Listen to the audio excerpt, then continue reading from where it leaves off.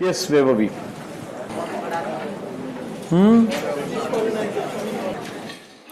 Transatlantic slave trade.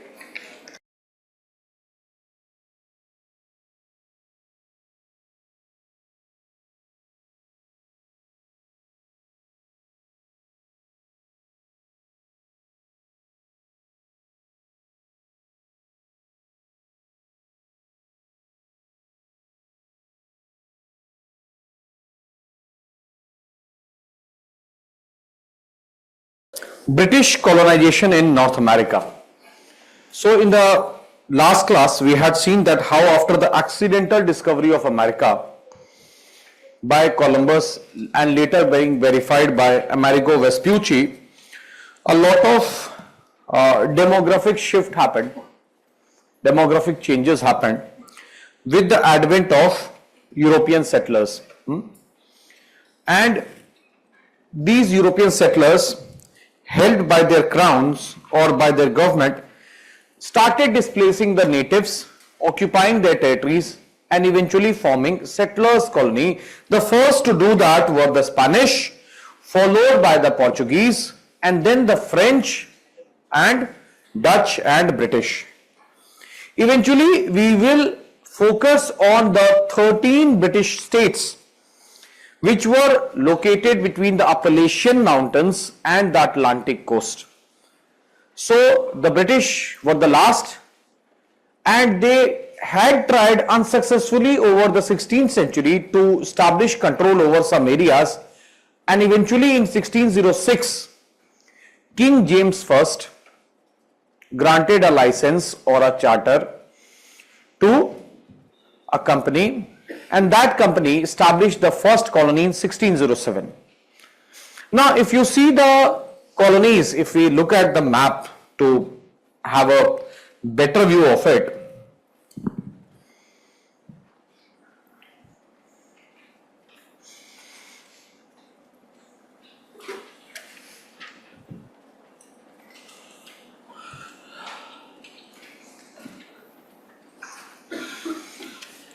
so basically, when they came here, they occupied the territories from here to here, and for the purpose of administrative convenience, they divided it into 13 states, which came to be known as 13 colonies. Now, if you see geographically, or if we move from north to south, geographically, then we see that the northern states or the states here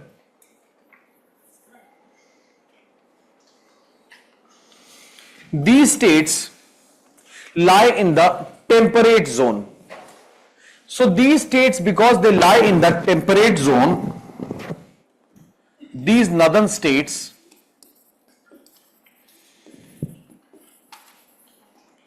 so here the climatic condition is not suitable for agriculture, and the main nature of economy or the economy would run around trade and commerce and manufacturing. So here we will see what will be the main nature of economy: trade and commerce and manufacturing. Fine. Whereas if you see here these states, which are the southern states,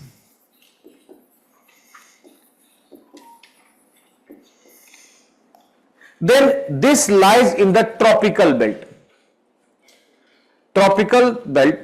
and that is why here the climate is conducive for agriculture. So we see that the southern states economy was agrarian based or agriculture based. So here we see plantation economy. Here we see that a number of large farms where crops like cotton, tobacco and a number of food crops were grown. Agriculture यहाँ भी होता था, but here it was more. And to work in these cotton and tobacco plantations, they used to bring a lot of slaves. That is why these southern states are also called as slave states. They are called as slave states. In fact, the demography in these states were based on slave population, or there was mainly more number of slaves were here and lesser number of Americans were here. Whereas in the northern states, there was no need for slaves, so they had declared themselves as free states. So in the northern states, we find that there was greater concentration of Americans. So what we can see that among these 13 states, or as we move from north to south, the nature of economy, the nature of society, and also the mindset of the people would change. The people in the north were more progressive because they were traders, merchants, manufacturers, whereas the people in the south justified slavery and they considered slaves as a matter of personal property. They said that we have purchased them, we can do anything with them. They were landlords. So we will see that in America also there is a divide that is developing between the northern states and the southern states. And later on we will see that much after American independence, a war would be fought. That is a reflection of north-south divide, 1861 to 65, that is the American Civil War. We will discuss. And primarily on the issue of slavery. So America also has a lot of diversity, economic, social, demographic, and ideological diversity. So keep this in mind.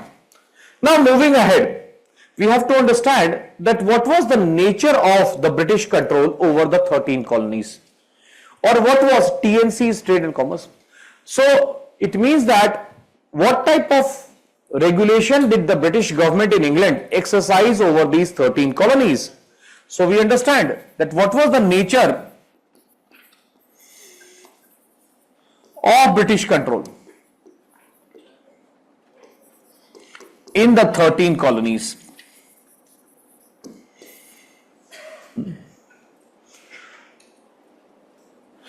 First of all, write a line that the 13 colonies existed as independent political units. 13 colonies existed as independent political units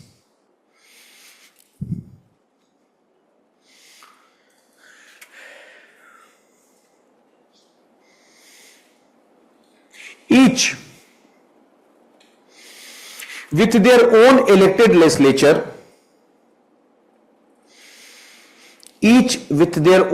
elected legislature, comma, enjoying politico-administrative autonomy,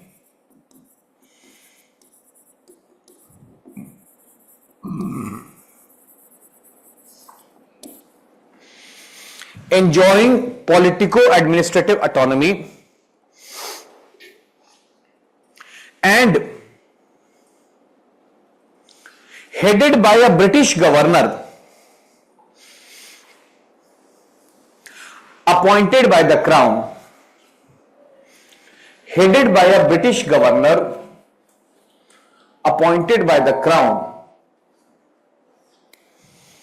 who acted as a link between the colonies,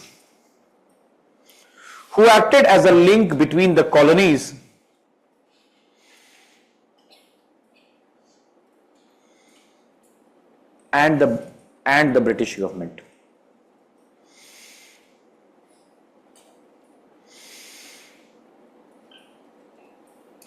So written, it means that, समझिए इस बात को, it means that the 13 colonies or the 13 states, British कहते थे 13 colonies, Americans used to call it as 13 states, they were independent units. Means before the American Revolution, the people in the 13 colonies did not see them as a part of a country or a nation. ऐसी बात नहीं थी. For them, people of Massachusetts said that we are the people of Massachusetts. People of Virginia said that we are the people of Virginia. People of, say, Pennsylvania would say that we are the people of Pennsylvania. So there was no common political consciousness. And the British government also exercised minimal control or nominal control over these 13 colonies. Minimal control.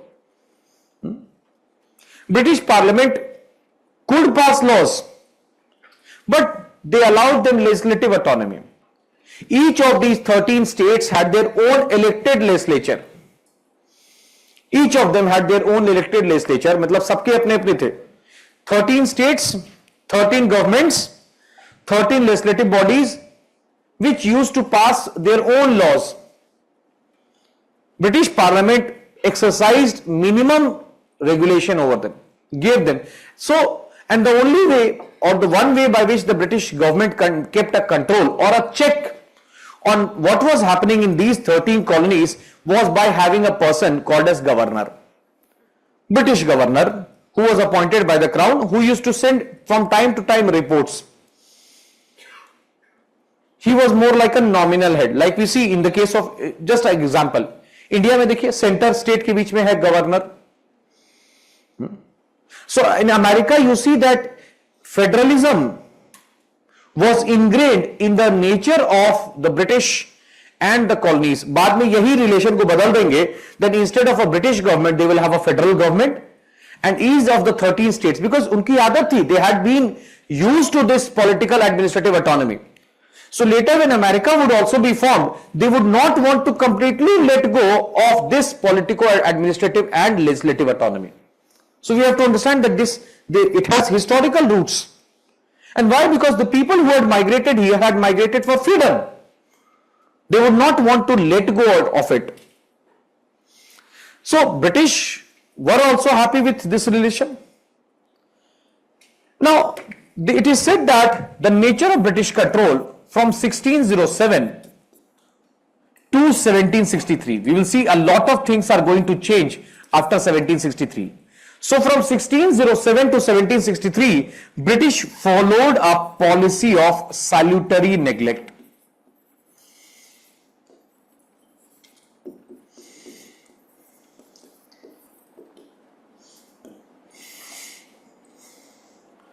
They followed a policy of salutary neglect.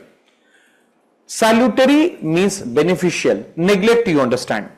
Salutary neglect means the British largely neglected the affairs in these 13 colonies to the Americans, which proved beneficial for whom? Americans. So the Americans, who were basically traders, merchants, slaves, criminals, landlords, they learned how to administer. This was a very good, I would say, experience for them. Now, one of the reasons why the British also followed the policy was because of the French presence across Appalachian Mountains. We know that Appalachian ki just to the west of it were the French. And the British were fearful that if we exercise too much control over this population, if we try to regulate too much, then they might revolt. And who will help them in this revolt? French. So as long as the French were there, the British government exercised restraint. Yes, there were benefits also, we will see. And the people in the 13 colonies also, they accepted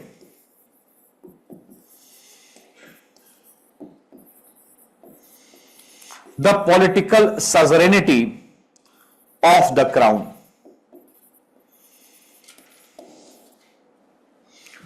Political suzerainty of the crown means they accepted the political supremacy of the crown. Means they accepted that we are a part of the, or we are a British colony. मानते थे इस बात को. So they also knew that we need the British. And why they needed the British? Because one reason was again the French. They needed the British army, British naval support, which was protecting them or helping them against the hostile native tribes and also against the French. They knew that if the British, आज अगर British सरकार अपना हाथ पीछे कर लेती है, today if it withdraws the support, then tomorrow the French might come attack and colonize us. So why did they prefer the British being a British colony rather than being a French colony? What difference does it make?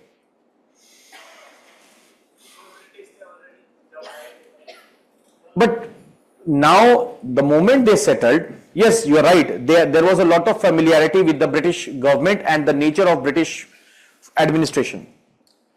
But the moment they settled, they were no longer British citizens. So, okay, that can be one factor, familiarity, historical linkage. Because they were, most of the people who had settled here were Protestants. So, they would not want to be under a Catholic state. Another reason? Very famous for being very cruel. Okay, good. Is it because the British provided them financial support as well as army support? They had more autonomy in the British rule compared to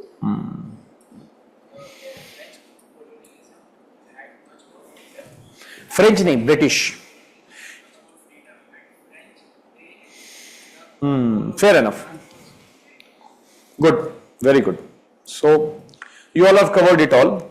I would just sum up, tell this in one word.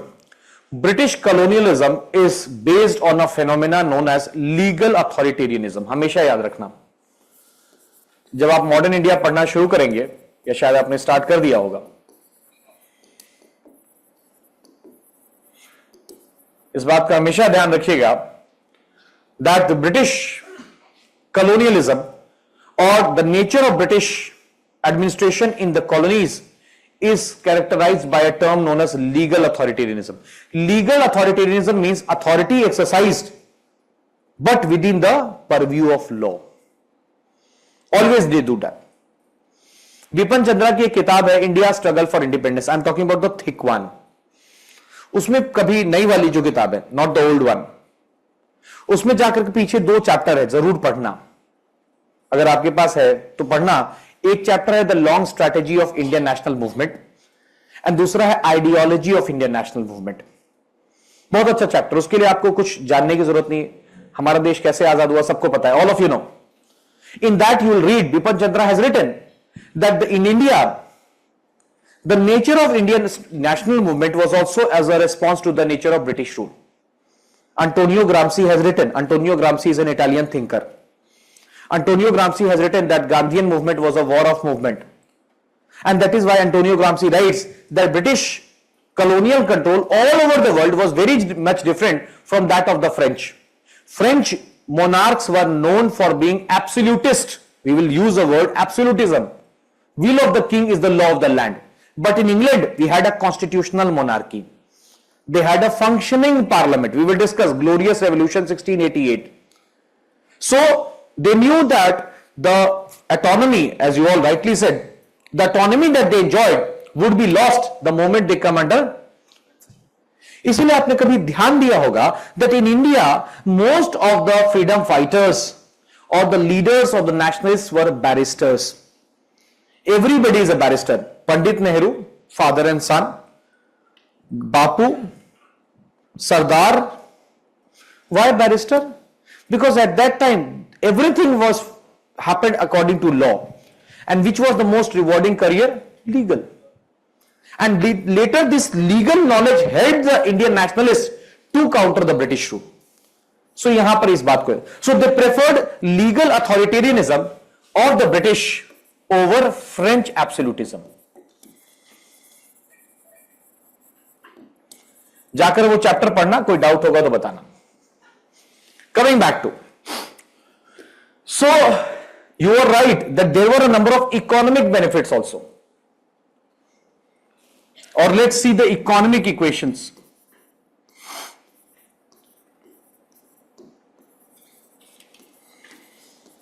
Between the British government and the 13 colonies.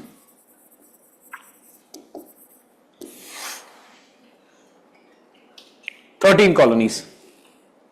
So what was the economic equation? First of all, the 13 colonies used to pay a number of taxes, duties. So the British government used to collect a number of taxes, duties on trade and commerce and economic operations in these 13 colonies. ये पैसा वहां जाता था. And not only this, an annual royalty was also paid to the crown.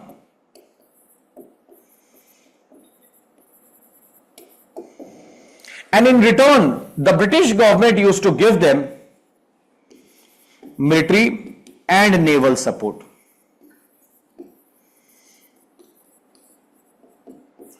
In return, the British government used to allow them free access to the English market.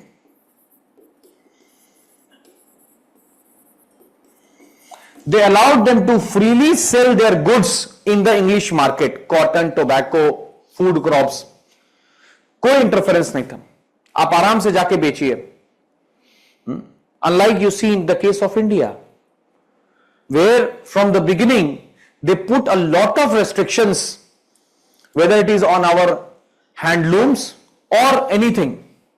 So here they allowed them considerable freedom, पूरी आजादी. Tax pay करो and you can do trade, you can make a lot of money. So that is why the American capitalist class was very happy, especially the rich section was very happy being under the British control. Why they were very happy? Because they realized that British are not only protecting us from all these hostile elements and the French, but because of them we are also making a lot of money. Had it not been for the English market, we would have not had a very stable market to sell our goods. That is why we'll see that during the American Revolution, this section would remain loyal to the British Crown. Who? Prominent landlords, rich merchants. They were called as loyalists. There will be during the American Revolution a section who would not want the revolution or who would never want the end of British rule. Why? Because of the economic benefits. Rich capitalists, bigger capitalists. Like you read in the case of India also, there was a section who never wanted the British rule to end. Zamindars, princely estates, babus, bureaucrats. And apart from this, there was one also very interesting aspect, is that these 13 colonies or the capitalists, they used to take credit. State and the capitalist class used to take credit from, and I would say cheap credit. Cheap credit means the interest rates would be less. They used to take credit from the British banks in pound and repaid. They were allowed to repay in tobacco or sometimes in their own printed currency.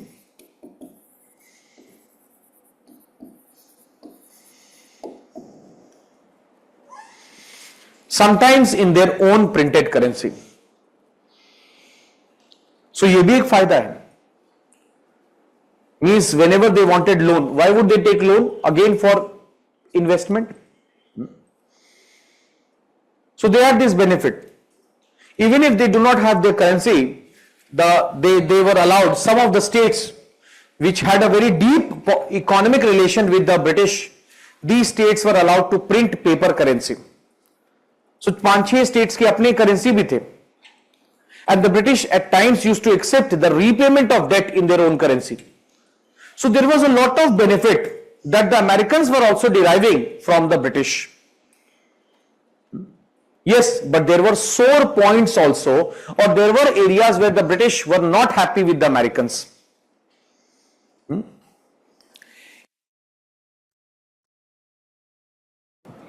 One thing was the trade with other European powers. British government wanted complete exclusivity on trade between the 13 colonies and the British government. Means they did not want the people in the 13 colonies to do trade with any other European power. They did not want them to sell their cotton, tobacco or any other commodity to the French, to the Spanish. But ऐसा होता नहीं था. Americans continued to, despite so many restrictive laws, despite a number of regulations and restrictions which the British tried to impose on the Americans so that they don't do trade with anyone else, Americans kept on doing. One of the point of, I would say, contention or the apple of discord was sugar trade. Sugar was imported in America not only for consumption, but a form of sugar that is called as molasses was imported in large quantity in America for manufacturing an alcoholic beverage, that is rum. So in the northern states, rum manufacturing started on a considerable scale. And for manufacturing rum, they needed molasses. British said that you buy it from us. We also have sugar plantations in the Caribbean. But Americans said that we have the complete economic autonomy to decide whom we want to buy. आपको tax से मतलब आप tax collect कीजिए. So British had tried to put a ban also. In fact, in 1733, the British had passed an act, Molasses Act, by which they had put a ban on the import of French and Spanish sugar in America, but the Americans started smuggling of sugar, molasses. So British were aware of the fact that this illegal trade is going on. They were aware of the fact that the French are selling their cotton and tobacco the Americans are selling cotton and tobacco to the French. But they did not pressurize much because they feared revolt. So we see that it was in many ways a win-win relation or a symbiotic system between the two. दोनों एक दूसरे की मदद कर रहे थे. But the situation will change after 1763. Situation will change after 1763. That is why the revolution happened. Now, before we move to what changed after 1763 and why the change after 1763, I want you to, with open mind, understand the significance of American Revolution. History में मैं हमेशा एक बात कहता हूं आपको, that कोई भी हिस्ट्री पढ़िए, कोई भी history, any part of history, ancient India, medieval India, modern India, modern world, एक क्वेश्चन जरूर पढ़ो, दिमाग में करो, after you are done with the chapter, what is the significance of it? Why we have to read? है ना? ये सवाल मेरे से भी बहुत लोग पूछते हैं. Why we have to read? जैसे one question which often people used to ask me, why we have to read medieval India? Because no longer the legal system is anywhere close to what it was in the time of Delhi Sultanate or in the time of Mughals. Why do we read ancient India? Is it just because we want to romanticize our past? हमको अपना पीछे जानना है. मैंने कहा ये भी है. There is one more reason, is because there is something that is common, that is habits. So in India, with the advent of, say, people from the Islamic world who have settled here and are now Indians, we see that so much of the cultural aspect, so much of the societal aspects can be understood only by understanding how they had started. Or when you read Kautilya's Arthashastra, then you will understand what is the significance of power politics explained in that book in the present times. So in the similar light, you have to understand in simpler words, but in a very broad manner, why American Revolution is a very significant episode, not only because Americans became independent. हमको क्या मतलब है America आजाद हुआ या नहीं हुआ? Even if say today America नहीं होता, तो ठीक है. So we have to understand the significance of American Revolution. This is very, very important. The significance of American Revolution can be understood in a number of ways. First of all, American Revolution was the first successful overthrow of a European colonial power. Means, although it is a settlers' colony, but for the first time, European colonialism was threatened and it was deposed. So that is why it would be a source of inspiration for the other colonies also. You will see that American Revolution inspired the Spanish War of Independence. And even during the Indian freedom struggle, we took inspiration from the American Revolution. Maybe इतना नहीं था क्योंकि वो बहुत पहले हो चुका था. It is said that in history, the first wave of decolonization was the American Revolution. पहली बार, simple. Second, more than an event, you have to understand that which were the principles which has shaped the American Revolution. And these principles will actually rewrite the political history of the world. So American Revolution was the beginning of mass movement based politics. Or in a more refined manner, we say that American Revolution was the beginning of democratization of politics. Democratization means mass participation. So it is the masses. Americans became independent by fighting a war of independence. But who were the people who were fighting? It was not a formal army between two empires, it was a people. American Revolution and America's independence gave to the world the first democracy. America is the first democracy. The idea of democracy, which was in ancient times in the books or writings of some of the scholars, now was put or given a political shape. America as an independent state was the first to have a written constitution. इसके पहले the idea of constitution was not there in many of the states because the common convention was will of the king is the law of the land. मेरा वचन ही मेरा शासन है. But America, moving ahead from British, because Britain does not have a system of written constitution. In Britain, the constitution is mainly parliamentary conventions. British had this habit of notifying certain laws, but they were again, mostly they were laws which were adopted as a response to circumstances, like the Magna Carta in 1215. American Revolution was the first successful implementation of the ideas of a number of modern thinkers like John Locke, Montesquieu, Voltaire and Rousseau. We will see.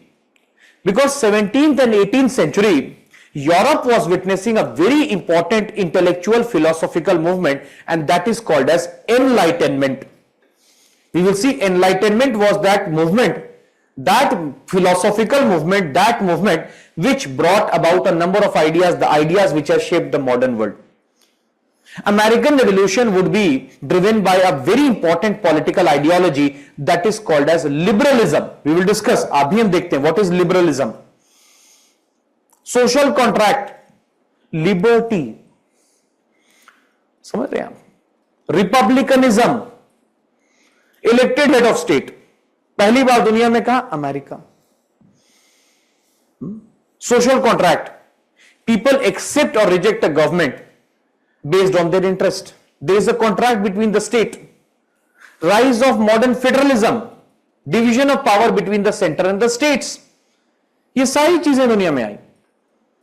तो क्या हुआ? America में जब हुआ था तो दुनिया में there was a lot of shock and surprise in Europe whether this model will survive or not. But not only the model survived, but this became a successful model. So gradually people would want to emulate it. And then you have to understand that during the American Revolution, which later culminated in the American War of Independence, the French participated. Americans would have not been able to wrest control from the British had it not been for the French participation. French participated because of their own interest, we'll see. But the French soldiers who came to America were also inspired by the ideals of the French Revolution. And later these ideals and principles of the French Revolution would inspire, American Revolution would inspire the French Revolution. And French Revolution would create a stir in European politics because it is a common saying, whenever France sneezes, Europe catches cold. So America में जो हुआ, वो America तक नहीं रहा, वो France आया. And France में जो हुआ, वो पूरे यूरोप को बदल दिया. And when Europe changed, the world would change because Europeans were controlling the world. Colonial powers, traders, merchants. So we see in many ways the American Revolution was the first modern political revolution, which would also create a new state based on these ideals. So you understand? There is so much we can see. So when you study history or historical events, you should not just focus on the event, but you have to see that every event that we discuss, which is a part of your syllabus, also has a historical potential. It is a turning point. 6th August 1990, कल मैं किताब पढ़ा था नीरजा चौधरी की, बहुत अच्छी किताब है, हाउ प्राइम मिनिस्टर्स डिसाइड. आजकल केजरीवाल भी ये किताब पढ़ रहे हैं जेल में, तो मेरे को लगा ऐसी कौन सी किताब है, let's read. No, jokes apart.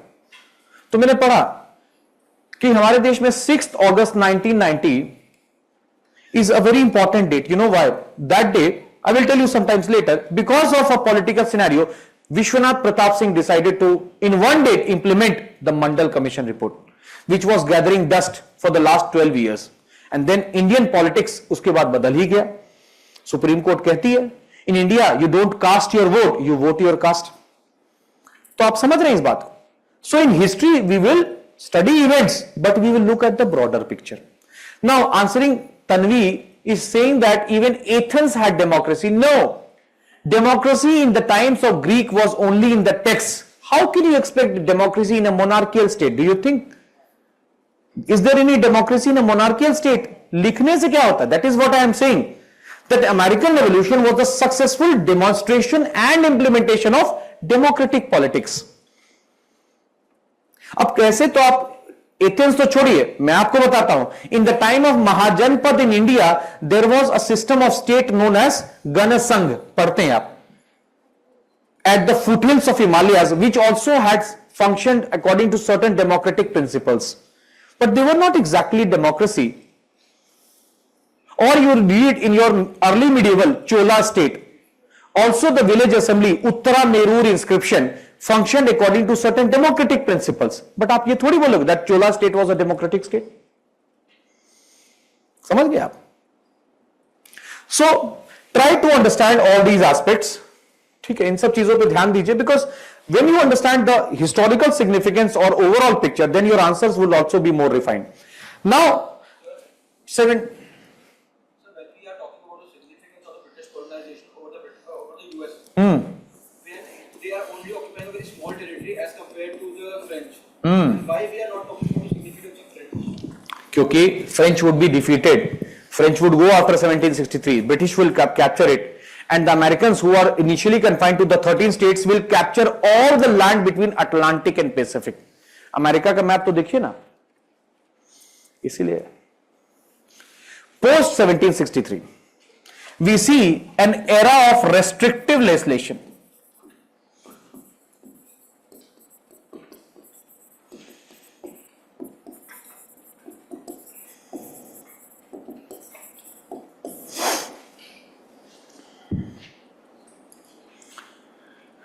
Post 1763, an era of restrictive legislation. That is the British Parliament.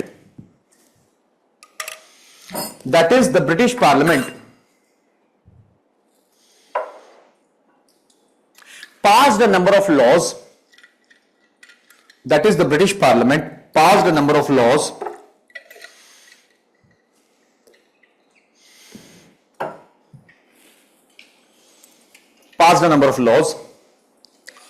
regulating trade and commerce,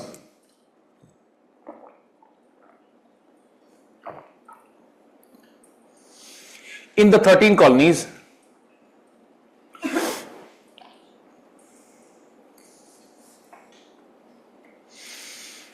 imposed a number of taxes and duties,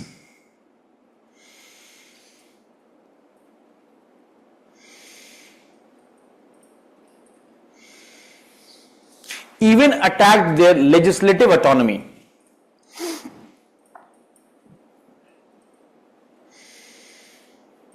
Even attacked their legislative autonomy. Full stop. These laws were resented by the Americans, mainly the capitalist class. These laws were resented. Resented, you understand? Yes.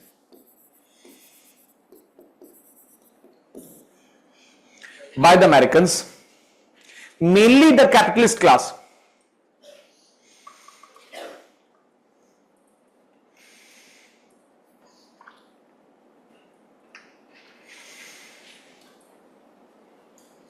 Leading to AR, American Revolution, leading to AR,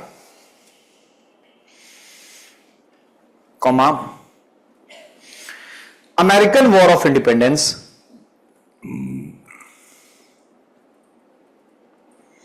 American War of Independence, 1775 to 1781.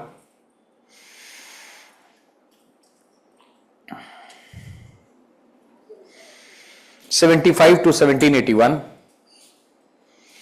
and American independence 1783.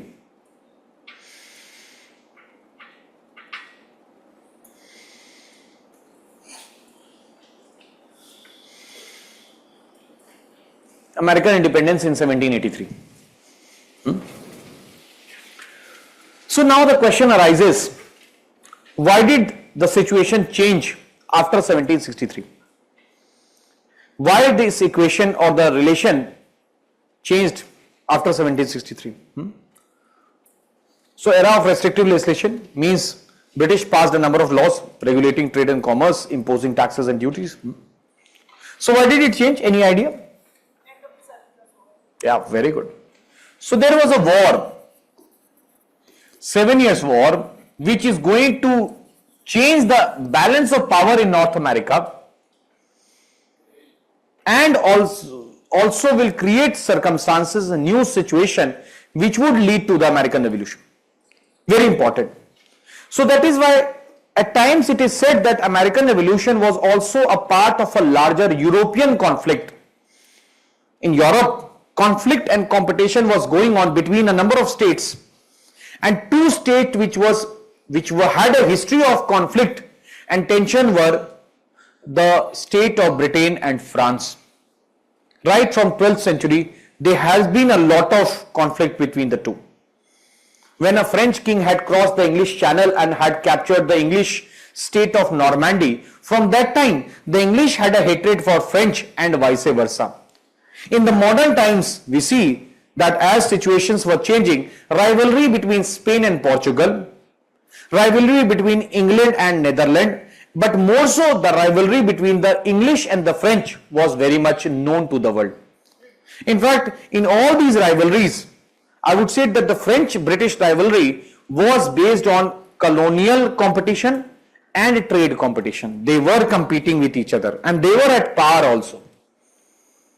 We will see that it is the industrial revolution in Britain which would help the British to move ahead much of the French. So one reason why the British, despite having a smaller territory, would become much powerful than the French was because of its political situation, political stability, and also because industrial revolution would happen later. Whereas France would beset with political problems like French Revolution, Napoleonic Wars. Despite the fact that France had the perfect climate and it had a larger cultivable area also. Britain में ठंड ज्यादा पड़ती थी, so Britain had lesser agricultural land. France had more. In France, if you see geography, then France has temperate and Mediterranean climate. So 7 Years' War was a war between 1756 to 63. लिखिए, also known as a global war. 7 Years' War, also known as the global war, was a product of,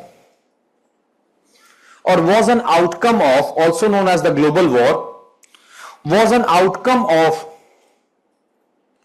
the political and commercial conflict between Britain and France. Was an outcome of the political and commercial conflict between Britain and France. It was fought in North America. It was fought in North America, Caribbean islands,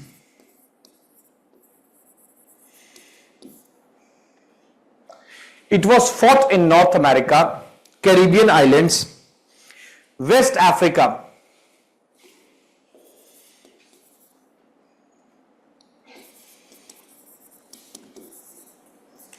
especially in Senegal, Europe and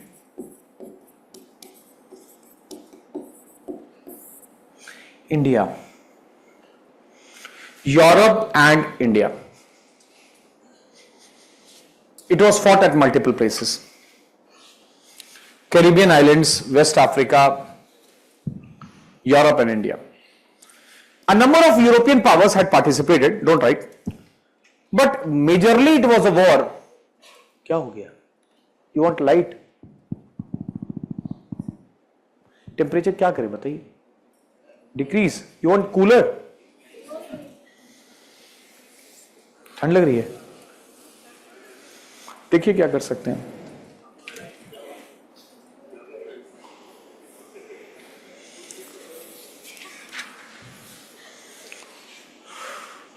So we have to understand that it was a conflict largely between the two powers on political and economic issues.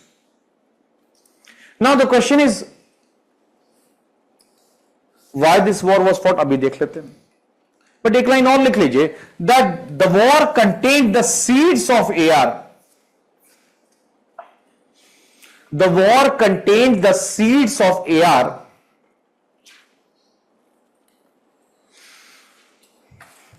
And even influenced the course and outcome. Even influenced the course and outcome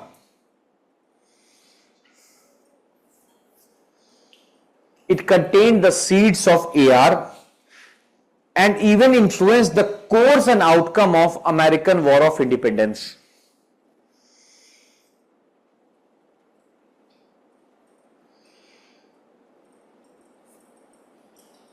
Course and outcome of American War of Independence. अभी देख लेंगे क्या होता है, समझिए. So we will see that the war was fought at multiple places, and we have to understand that why the war was fought. So I would say that in Europe, 1740 was a very important year. Again, why? Because in 1740, two great monarchs had died. One was the Austrian emperor and second was the Prussian emperor. Prussia or Prussia was a German state. Germany उस समय एक देश नहीं था. It was an agglomeration of a number of states. Now talking about the central European state of Austria. आज Austria एक बहुत छोटा देश है. That time it was a major empire. The Austrian emperor Charles had to decide his successor. It has been a trend, it has been a customary practice over the world that monarchs decide or declare their successors or heir, so that in case of their death or any untoward incident like death in a war, then the succession go on seamlessly.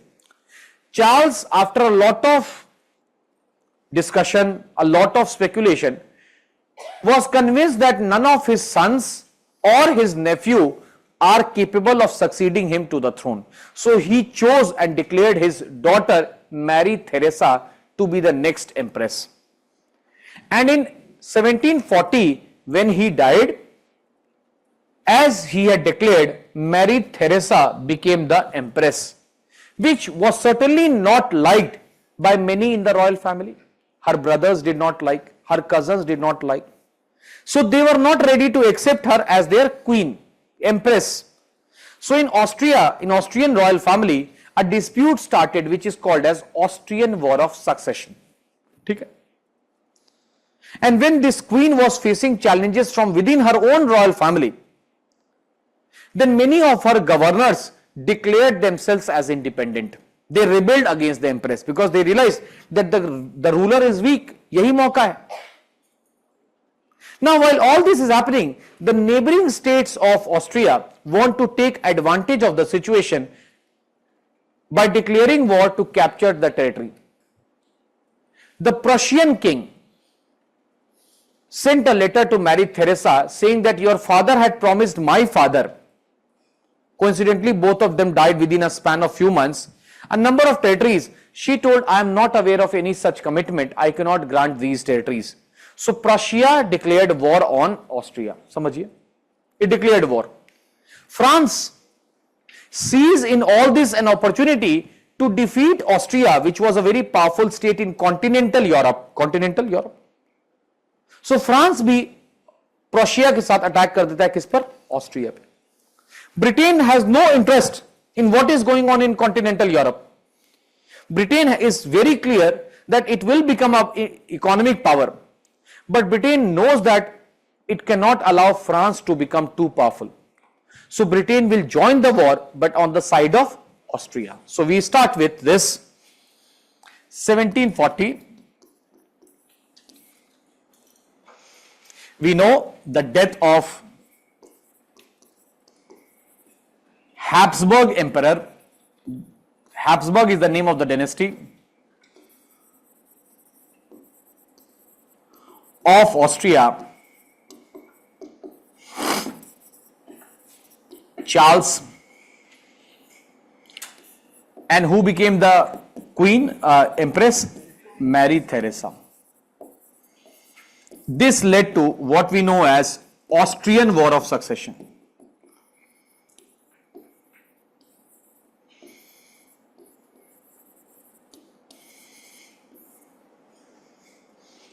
This led to 1740 led to Austrian War of Succession. ठीक है? An Austrian War of Succession, which was a family affair or which was an internal dispute. This became a European conflict when France and Prussia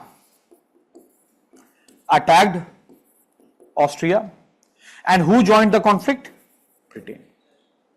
British joined the conflict. ठीक है? So basically, this dispute again becomes a conflict between the two major titans, that is France and Britain.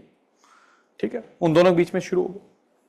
We will see while this conflict is going on, or this has started, in India also the Austrian War of Succession or this conflict will have some impact. In 1740s in India also, a number of states were facing dynastic politics or royal disputes of succession. Because after the decline of Mughal Empire had set in, after the death of Aurangzeb, a number of regional states had emerged like Hyderabad, Nizamul Mulk, Awadh, Sadat Khan, Buranul Mulk. We see Bengal, right? So, and also some of completely independent states had emerged like Carnatic. So in some of these states, disputes of succession were going on. After the death of the king, dispute between two sons, son and nephew, son and grandson was going on.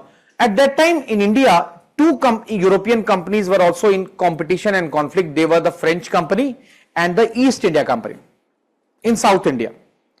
And there was a French governor whose name was Dupleix. Dupleix started interfering in the domestic politics of these states. Dupleix started entering into agreement with these princes who were fighting for throne by promising them all help and telling them that I will help you to become the king, I will help you to become the Nizam. But once you become, you will give us trade privileges, you will not allow the British or the others. So that is what started political interference. Dupleix. East India Company was aware of it. So they also started supporting the rival prince. If there is a conflict of dispute of succession is happening between two princes, एक को अगर French मदद कर रहा है तो दूसरे को British, east India company. So again in India, the dispute of succession became a dispute between the two companies which were representing the crown, French company and the East India Company. And these series of conflicts and battles in India during 1740s are famously called as Carnatic Wars. So in India, we see Carnatic Wars were fought between, we see the French company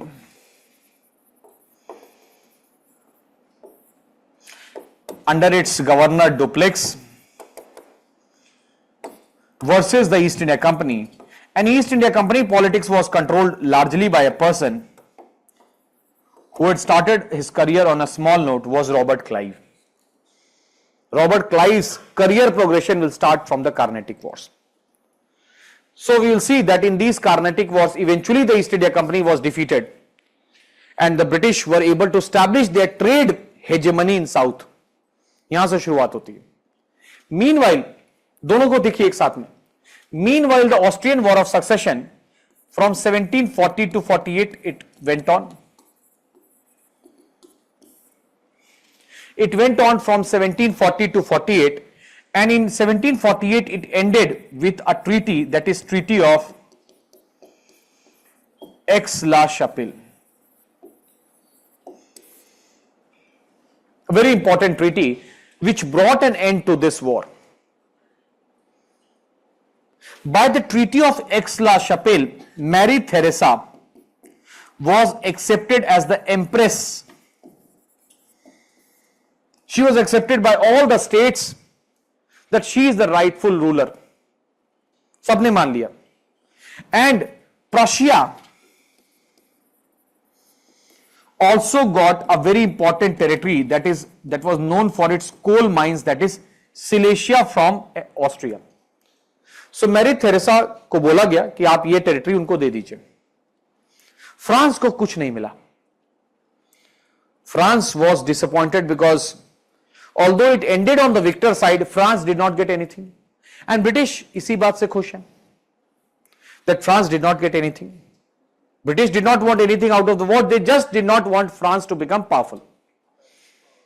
Yes. Now, this peace could not remain for long.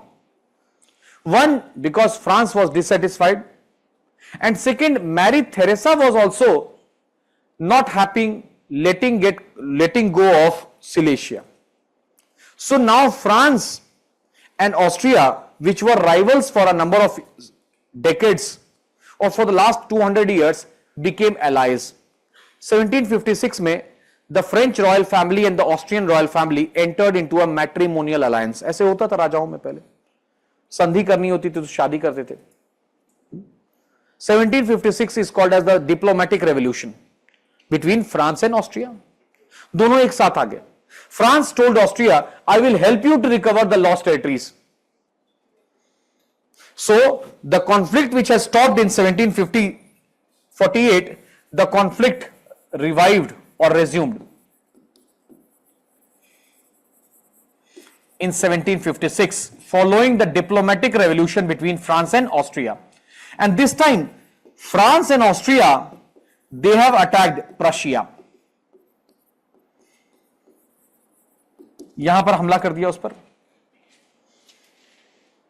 Again, Silesia is a territory. Silesia is a name of a territory which is a coal rich territory. ठीक है. अब Britain किधर support करेगा? Obviously, जिधर France उसके उल्टा India Pakistan. 1756, the conflict has resumed. No longer it is an Austrian war of succession. It is a conflict, but the roots of it is in the Austrian war. Now 1756 is again a very important year in Indian politics. फिर अब देखो India में क्या हो रहा है. Again we will see what is happening in India. In India, 1756 is a very important year, is because in 1756 the Nawab of Bengal Ali Vardi Khan died, to be succeeded by his grandson Nawab Sirajuddaulah, who because of his temperamental character was disliked by many people within his own state. Like the bankers, prominent bankers used to dislike him because they believed that he was discourteous or disrespectful towards them.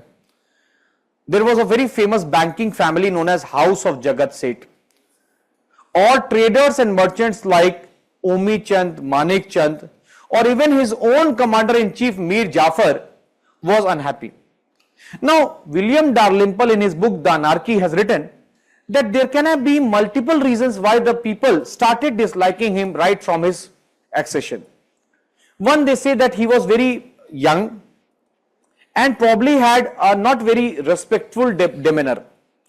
जैसे कई incidences बताए गए, like when Ali Vardi Khan used to visit these bankers who used to play a very important role in the Bengal economy, he used to visit them personally, respect them, और उनसे फिर tax collect करता था. One day it had happened that Siraj-ud-Daulah was riding on his horse along with his caravan. He stopped outside the house of Jagat Seth and he told कि Jagat Seth को बाहर बुलाओ. Tell him that the Nawab has come to collect the tax. He did not get down from the horse. ऐसे बहुत incidents हैं. So British were aware of this anti-Siraj clique or anti-Siraj faction that was developing, and Robert Clive and General Malleson had been planning the conquest of Bengal because they knew that the key to the conquest of Bengal is in the key to the conquest of India is in Bengal. Bengal was the Kamdhenu of India.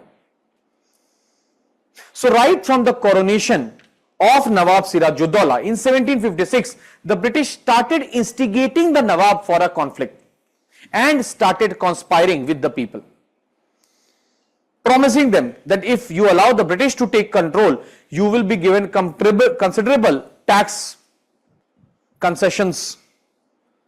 So a number of incidents happened. बहुत सी चीजें हुई.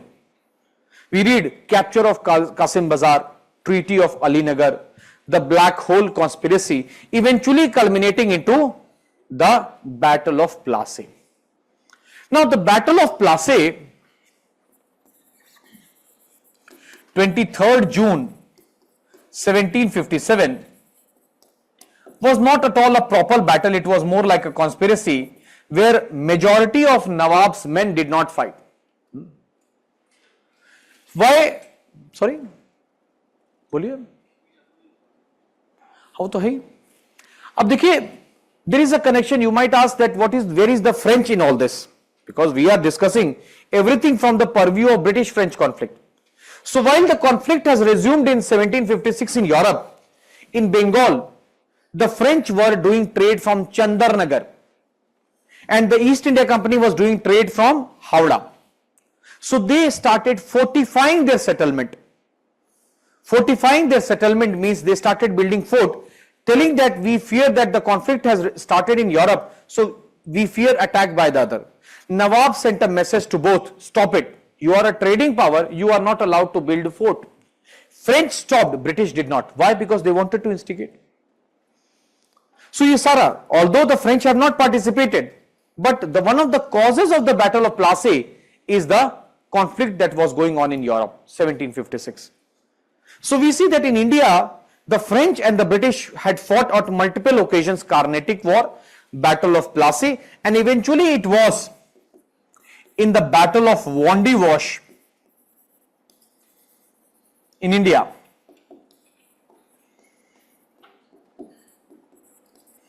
Then the French company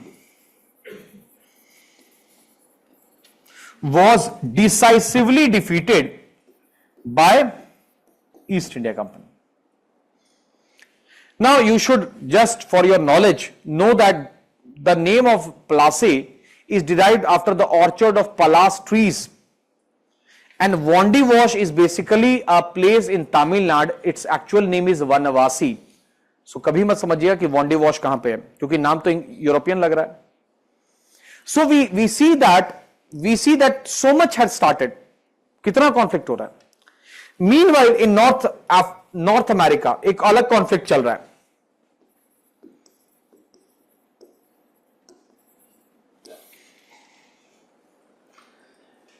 In North America,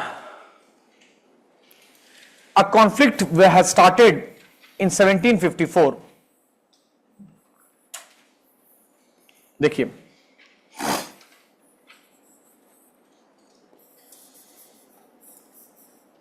these are the English colonies, agreed?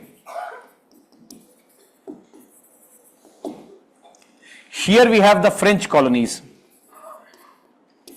ठीक है? Here there is a disputed territory, which is a very fertile tract, River Ohio, River Mississippi basin. In geography we read that the land between two rivers is called as Doab, and Doab is very fertile. So this was also like a doab between two rivers, that is Mississippi and Ohio. And it is a disputed territory, means both the sides, French and the British, claim it as their own. Now what happened is that from 1754, the Virginia planters, or means the owners of cotton and tobacco plantations in Virginia, they tried to capture the land west of Appalachian. They started westward expansion. They wanted to bring more and more land under their control so that they can expand their cotton cultivation. And who are in control of this area? At least it appears French. So France will declare war against Americans. So in 1754 we will see the beginning of what is called as the French and Indian War. 1754 to 1763.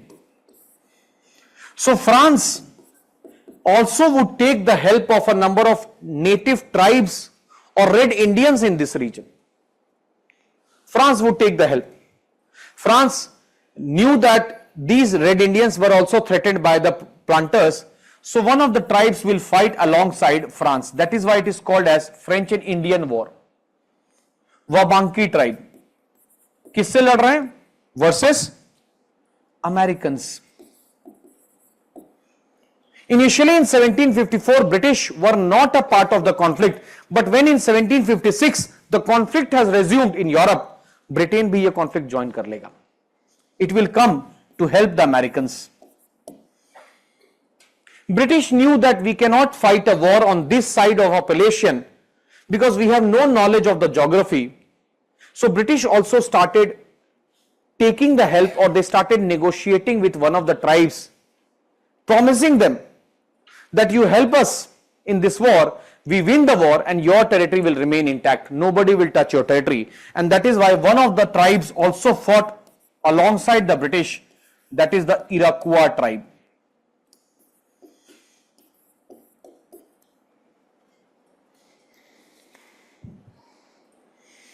So लड़ रहे हैं, आप देख रहे हैं, India में, Europe में, north America. Meanwhile, ये लिख लिया आपने.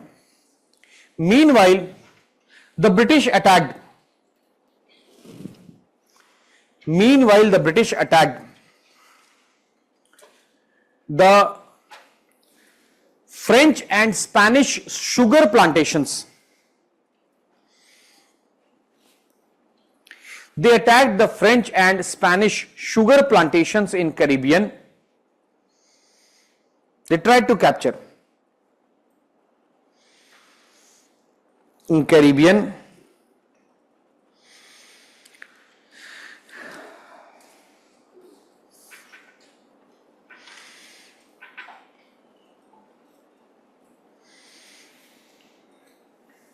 and also the French colony of Senegal in West Africa.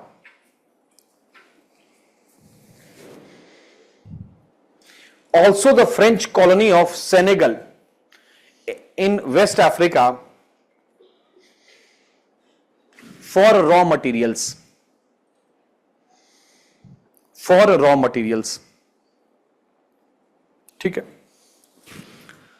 So we are seeing that this conflict, which had started in 1740, resumed in 1756, will continue till 1763. So we will see that the 7 Years' War,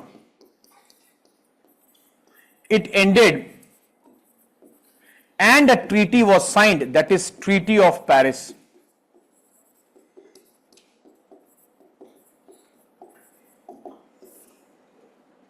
(1763). Very important. आप पढ़ते हो that by this Treaty of Paris 1763, in India also it was declared that the French will only do trade from one place, that is Pondicherry. Rest of India was open to the East India Company. And coincidentally in history you will see, and you would find out that a number of treaties after the wars in Europe were signed in Paris. अब देखना, Treaty of Paris here. After American independence also, In 1783, the treaty will be signed in Paris. After Crimean War, we will see treaty in Paris. After World War, treaty in Paris. So we'll have to find out that लड़ाई के बाद क्या छुट्टी मनाने जाते थे Paris? Why most of the treaties or many of the treaties in the modern day were signed in Paris? है ना? जैसे यूपीएससी ने पूछा था कुछ साल पहले, why the empire shaking battles were fought in Panipat? तो अब पूछ लेगा एक दिन कि why many of the important treaties in the modern era were many of them were signed in Paris. Why sir? है तो मैं पूछ रहा हूं ना. Sometimes I ask a question, many times you ask a question. खोजिए. But do you want to tell?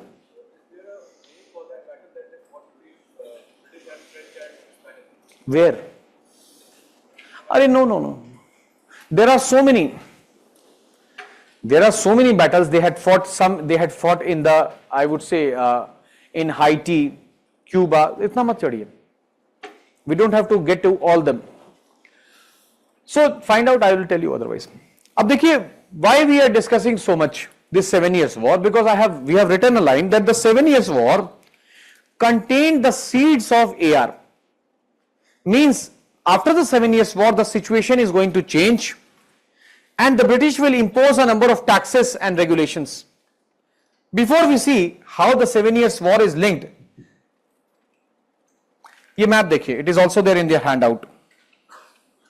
Can you see this map?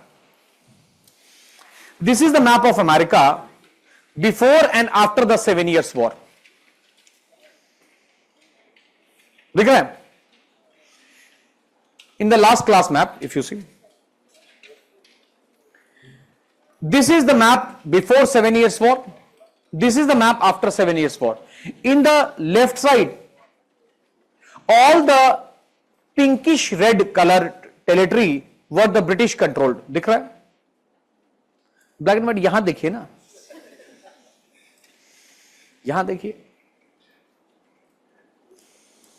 So यहां पे British controlled territories, British colonies. All the orangish yellow are French and all that is in green is Spanish. But after 7 years war, इधर देखिए, France है कहीं? गया. France has surrendered the territory between Appalachian Mountains here and River Mississippi here to the British. Canada becomes a British colony. It was initially a French colony. Florida, which was a Spanish territory, was now a British territory.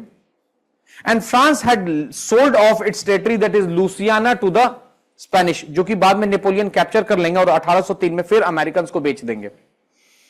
वो ठीक है. So what we see is that the 7 years war created a new balance of power in North America, and who became more powerful? British. So now they will not be scared of passing laws. Whatever they want to do, they would want to do. Whatever they want to do. ठीक है, ये समझ में आ गया. Second thing you should understand is that although the British had won the 7 years war, largely because it was advantageous for them in India also, in Europe also, but during these wars, they had been fighting so many wars since 1740 that the government was under high debt, or the government had taken a lot of loan from the bankers, from merchants, and now the British government would want to come out of the debt as soon as possible, and that is why, to relieve themselves from the debt, they would extract more and more from the 13 colonies. That is why we will see that after 1763, the British would extract more. The British would collect more taxes and duties. The British would regulate trade in their favor. It is said that the 7 years war was a dress rehearsal for American War of Independence. Means that during the 7 years war, a number of Americans had also participated because they were fighting during the French and Indian War. These Americans were not soldiers, trained soldiers. They were peasants, landlords, merchants who learnt how to use gun. किसने उनको training दी थी? British ने. Or some of them knew it. So this exposure and this experience will help them during their own war of independence. Many of the leaders of American War of Independence were a part of this 7 years war, like George Washington, who was the commander-in-chief of the American Army, like Daniel Morgan, William Prescott. And the last thing, the French would help the Americans during their own War of Independence. The American War of Independence started in 1775. But until the French joined the war in 1778, the Americans were on a losing note. Why did the French help? To also take revenge for the humiliation and defeat of the 7 years war. And who was helped by it? Americans. So we see that the 7 years war and the outcome of the 7 years war did change the entire dynamics of North America. And we will see that the British will start exerting more and more control. They will pass more and more laws, something which the Americans were not used to before 1763, because the British Parliament passed very fewer laws, allowed them legislative autonomy. It is said that the American Revolution was also a clash. And if we would see these laws, अभी हम बस के बाद laws ही करेंगे, which are the laws? क्योंकि American revolution में दो ही चीज है, what happened after 1763, what did the British do, and how did the Americans respond? Simple. If you see the nature of these laws, a number of laws, Sugar Act, Currency Act, Indemnity Act, Revenue Act, Boston Port Act, Tea Act, most of these laws are economic in nature. Why? Because the British want to extract more and more resources. And that is why the section which will be at the forefront of the American Revolution will be capitalist class, especially middle class traders and merchants. Rich, although they were affected, were still, they did not want to let go of the British rule. I told you, loyalists. So in the American Revolution, the leaders would be mainly from the capitalist background. And the causes of the American Revolution are also mainly economic. It is said that American Revolution is a clash between British mercantilism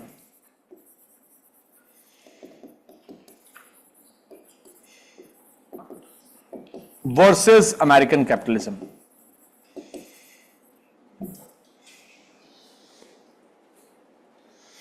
British mercantilism versus American capitalism. We'll see what is mercantilism. They were benefited, but now they start feeling the tinge of it when the British will start tightening the screws. अभी तक मजा आ रहा था, now सजा बनेगा. So that is why it is said that American Revolution, many say that because it was largely driven by economic issues, many say that American Revolution was an economic revolution. Because it was based on economic issues, so many say that American Revolution was a capitalist movement. It's a theory. Or American Revolution was a clash between British mercantilism and American capitalism. So both sides, we see economic interests are involved. There will be political issues, but what would be at the forefront? Economic issues. Economic issues. So now the question is, what is mercantilism?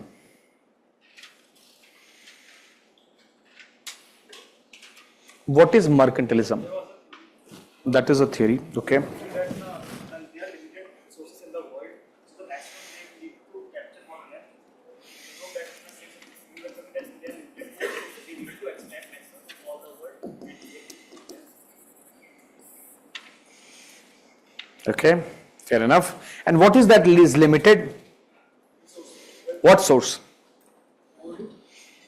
Gold. बोलिए बोलिए. Zero sum game. What is zero sum game?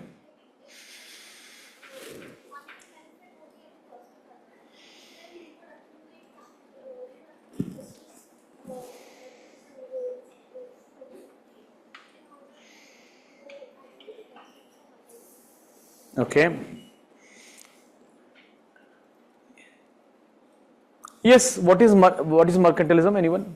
Favorable trade balance.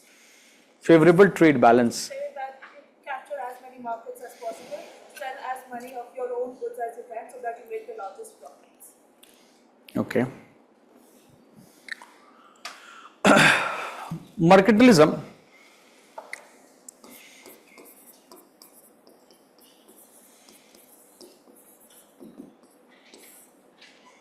is a form of capitalism. पहले समझिए. It is important for you to understand. You all have some understanding, but it is not complete.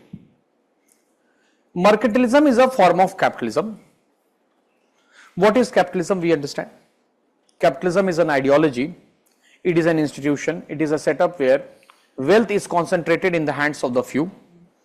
It is also a mindset where the purpose of doing any activity is to generate wealth. पैसा कमाना. That is a mindset, capitalist mindset. So it means when I say that it is a form of capitalism, means mercantilism is also a way of wealth generation or profit maximization. But what is different in mercantilism is that it is a way of capitalism which is controlled by the state.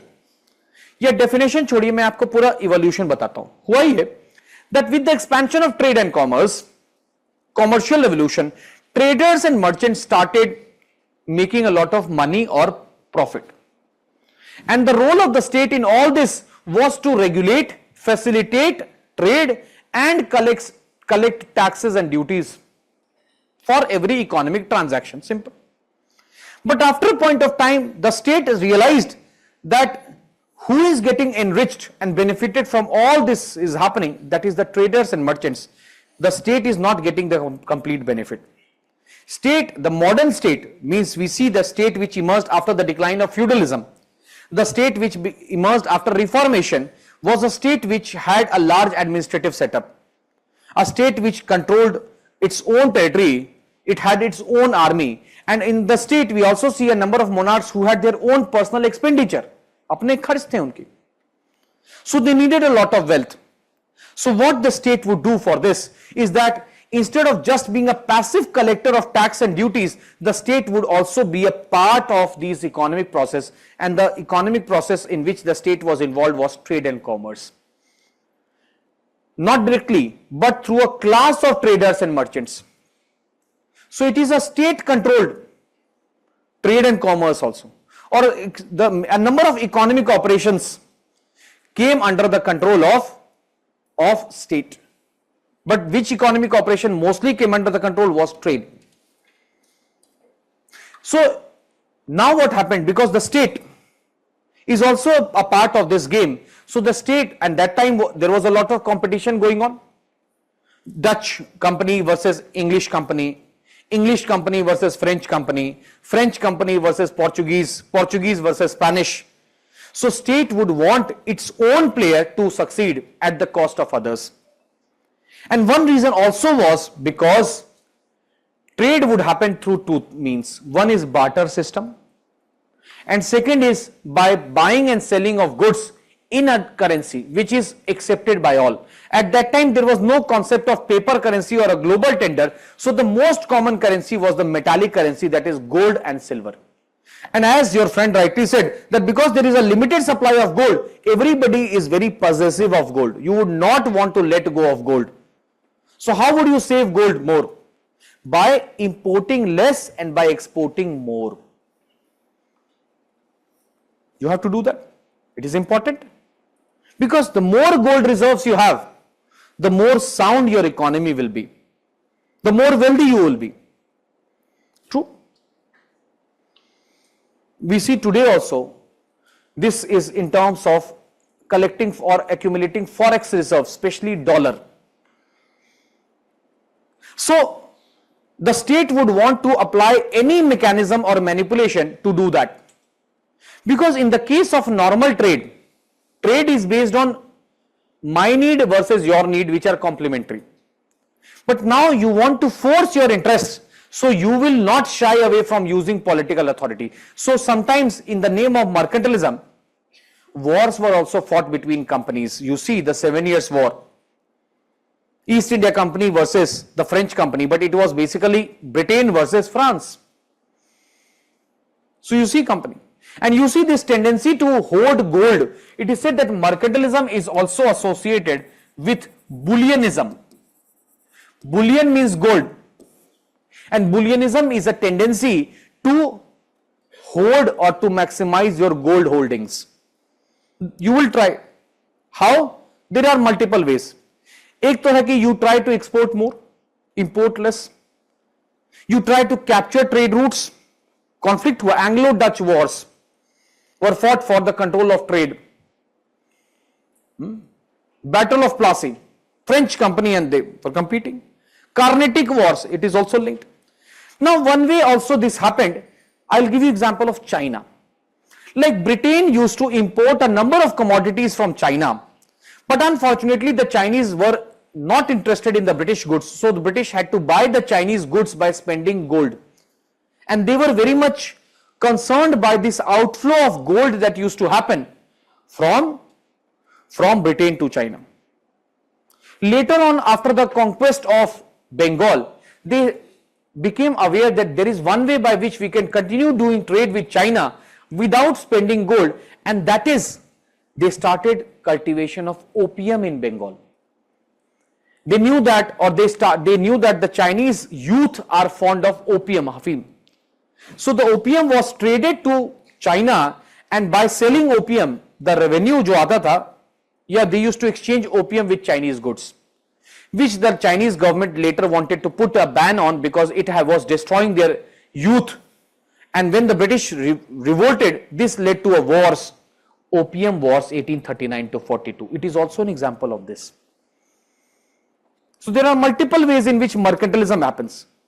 Mercantilism basically refers to a series of policies and strategies adopted by the state to hoard more gold, to maximize their export over import, to control economic processes such as trade and commerce mainly, for the accumulation of wealth for the state. Now you might ask that how is it different from socialism? Because in socialism also we see state controlled economy. The difference is that in mercantilism the state is accumulating wealth for itself, not for the people. Socialism is based on the principles of distributive economy, because after industrialization, after industrial revolution, we find that after industrial revolution there was a lot of economic disparity. So therefore thinkers started writing that this economic disparity cannot go, or the economic exploitation won't end until the state intervenes. So this talks about a representative state, that is socialist state. Now coming back to mercantilism, in mercantilism we see that the state operates through a class of traders and merchants, and these traders and merchants or trading companies are giving license and all military and naval support. They enjoy monopoly because they have given this right by the state. They are agents of the state. East India Company was an agent of the British Crown, which received a license. Virginia Company is an agent of the British Crown. VOC was an agent of the Dutch Company. सबके ऐसे ही हैं. In colonies, we see that mercantilism became very dominant. As one of you said, that mercantilism is a zero-sum game. Zero-sum game का मतलब है, zero-sum game means in a transaction one wins, another loses. So mercantilism in colonies was seen in the form of dictated trade.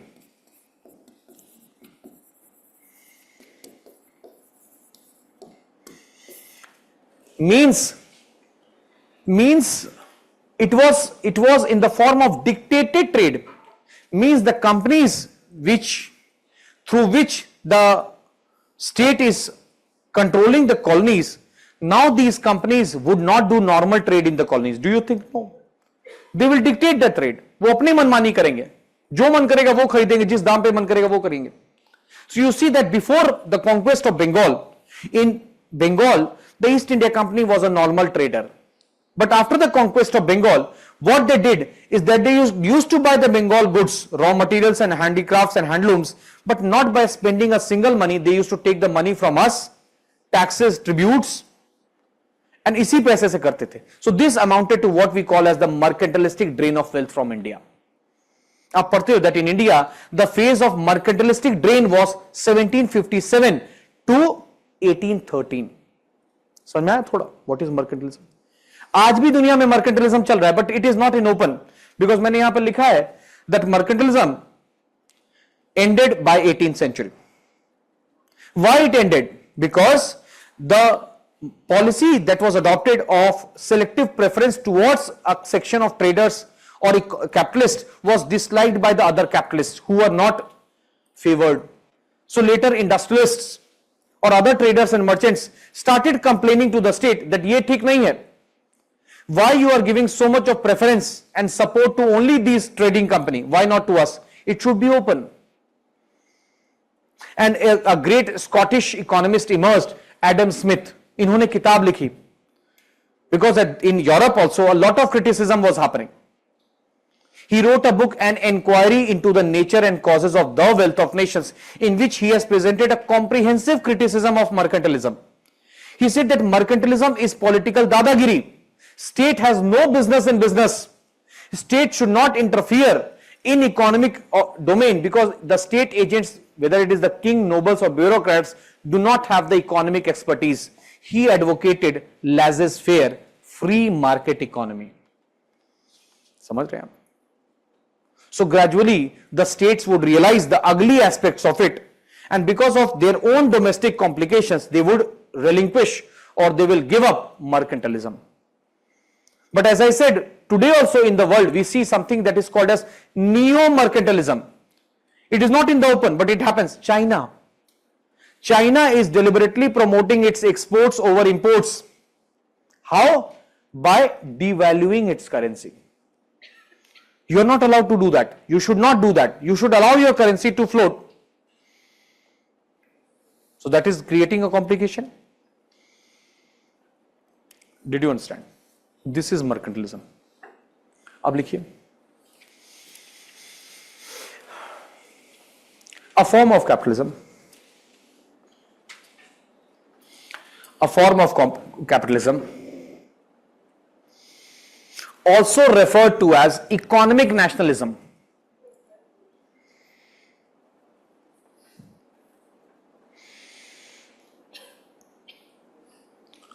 Also referred to as economic nationalism,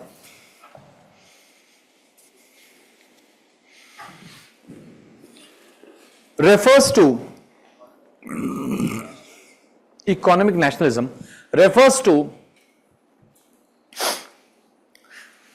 the strategies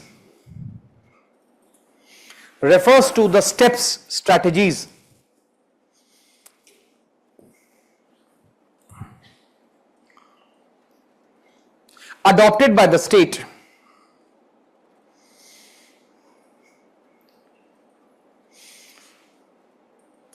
to maximize its exports over imports.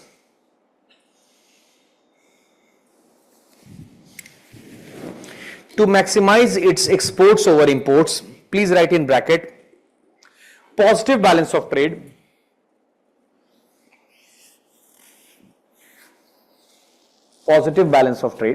bracket closed, to accumulate more gold.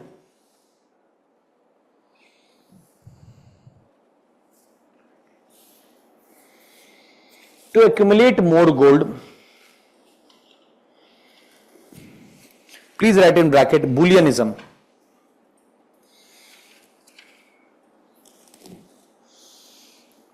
Comma, all of it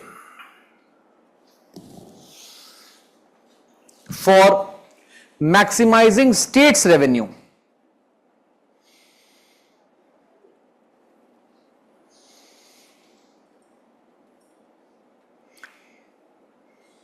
It operates through a class of traders and merchants. It operates through a class of traders and merchants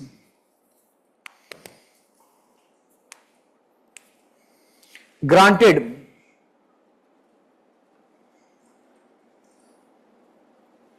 license and monopoly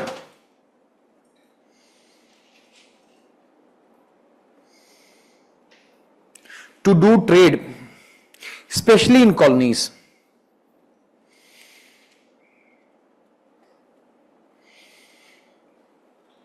Where a form of dictated trade, where a form of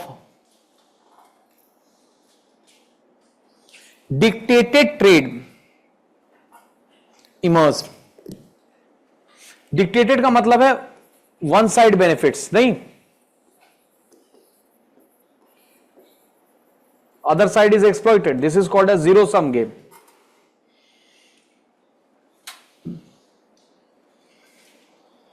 Later, mercantilism was criticized. Later, mercantilism was criticized by other capitalist class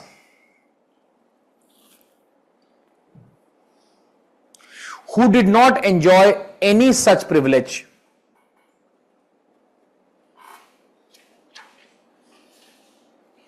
Who did not enjoy any such privilege.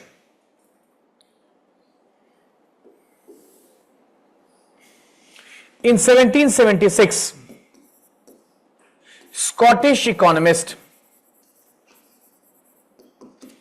Adam Smith, in his book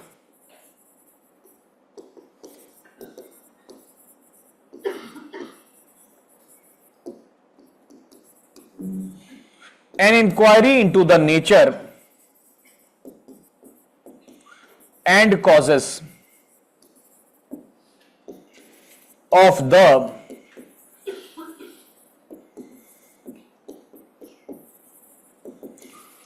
Wealth of Nations,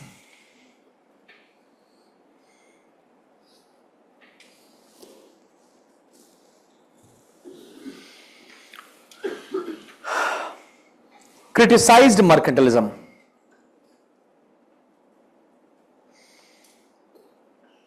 Criticized mercantilism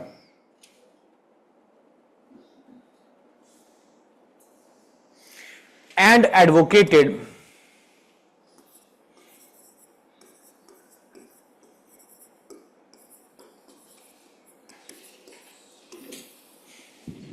free market economy.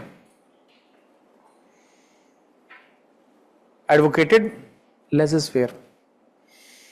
So after mercantilism, we see the rise of free trade capitalism. So we see the rise of free trade capitalism.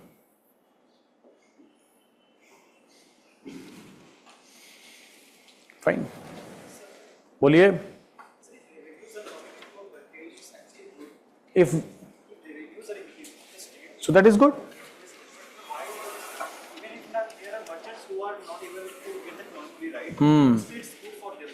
What is good for them? कोई फायदा नहीं उनको. सरकार के पास पैसा आ रही है ना, आपके पास तो आ नहीं रहा है.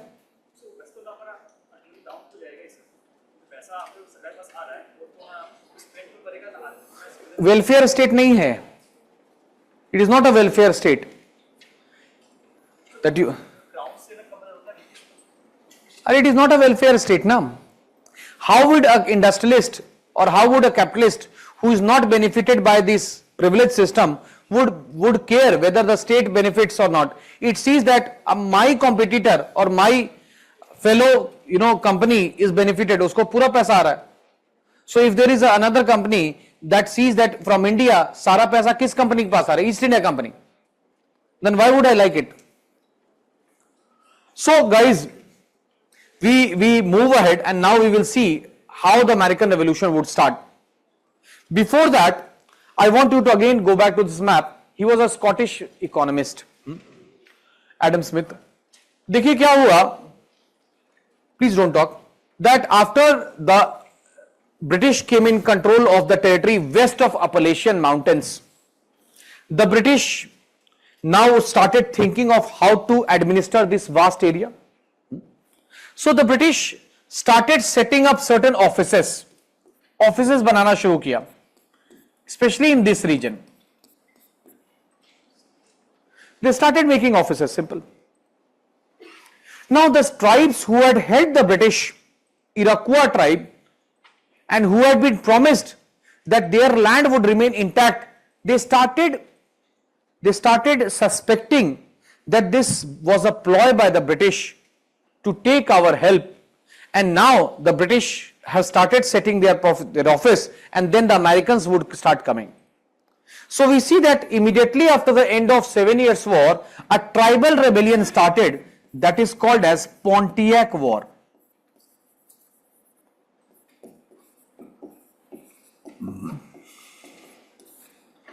In which the Iroquois tribe, they started attacking the British officials. हमला करना शुरू कर दिया. In a matter of few months, 400-500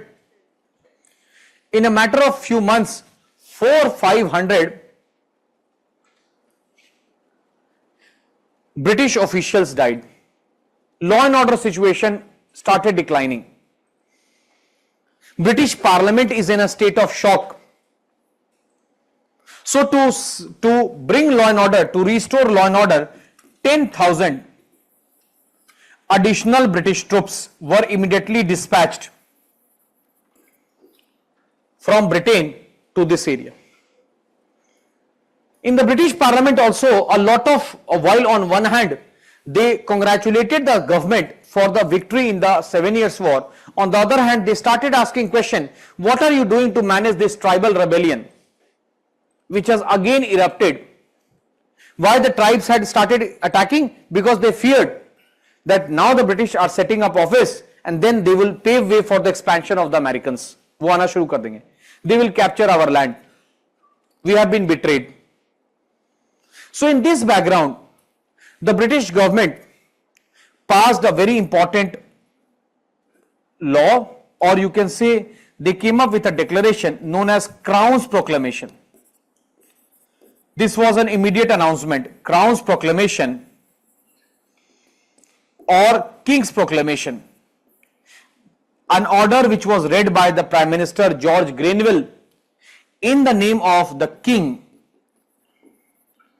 George III.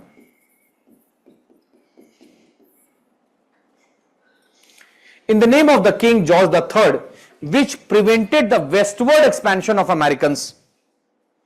यहाँ पे mountains हैं. Which mountains? Appalachian. So a line, they said that this line is the Lakshman Rekha. So it prevented the westward expansion of Americans until further notice. They said that अभी आपको इधर नहीं आना है.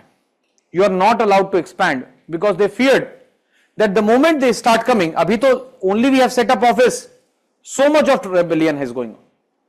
They did not want law and order situation. They had been fighting for so long. But who did not like this proclamation? Landlords, who were not used to these type of restrictions. So from 1763 onwards, we will see that the British would impose laws, restrictions, which would affect the interests of the capitalist class and the people at large. Now we will see which are these laws. अब हम करते हैं the laws, and we will see, because American Revolution is basically about these laws, the restrictive laws.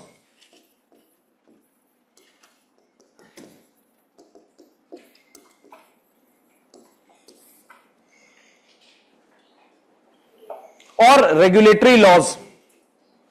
So we will see which are these laws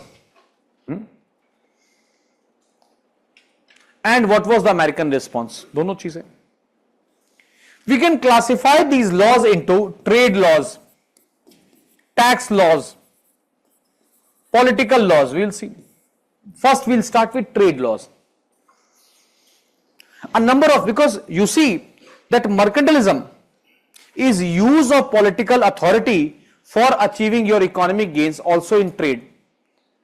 So till now the trade between the 13 colonies and the British market was a fair trade. They allowed them free access. They did not regulate, they did not try to infringe. But after 1763, they will try to regulate trade. That is why it is a question has been asked that the British mercantilism led to American Revolution. You can understand. So what are some of these laws? सबसे पहले है Sugar Act. As per the Yes, obviously. Because Americans are located east of Appalachian. 1764, not 63. Sugar Act 1764. So I have been saying that British had unsuccessfully tried to prevent the Americans from buying French and Spanish sugar. पूरी कोशिश कर ली थी. They had increased the custom duty on the import of French and Spanish sugar.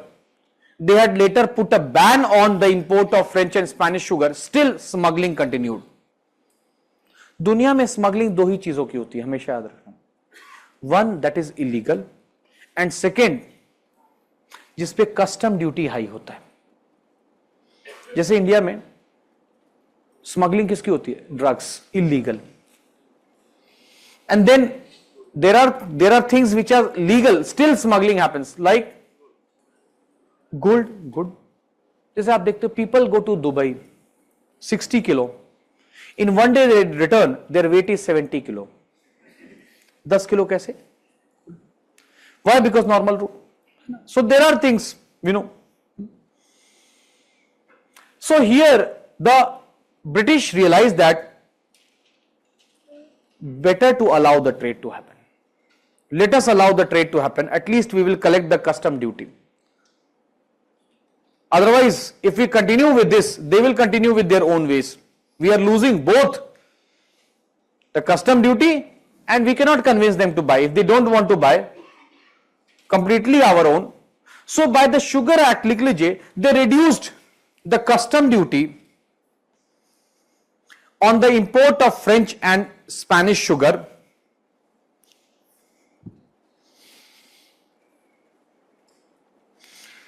They reduced the custom duty on the import of French and Spanish sugar.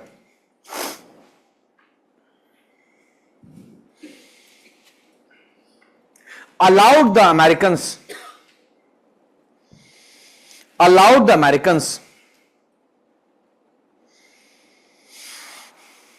to trade, but increased the custom regulations.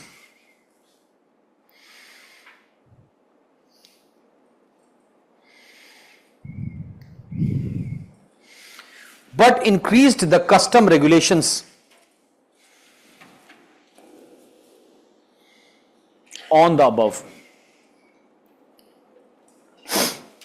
Increased the custom regulations on the above means on the French and Spanish sugar import. Means they said that now if you are caught hold of smuggling, the punishment will be stringent. So it is like a warning. So which class would not like this law? Traders, middlemen who are buying, who are involved in smuggling. Okay. Next is Currency Act.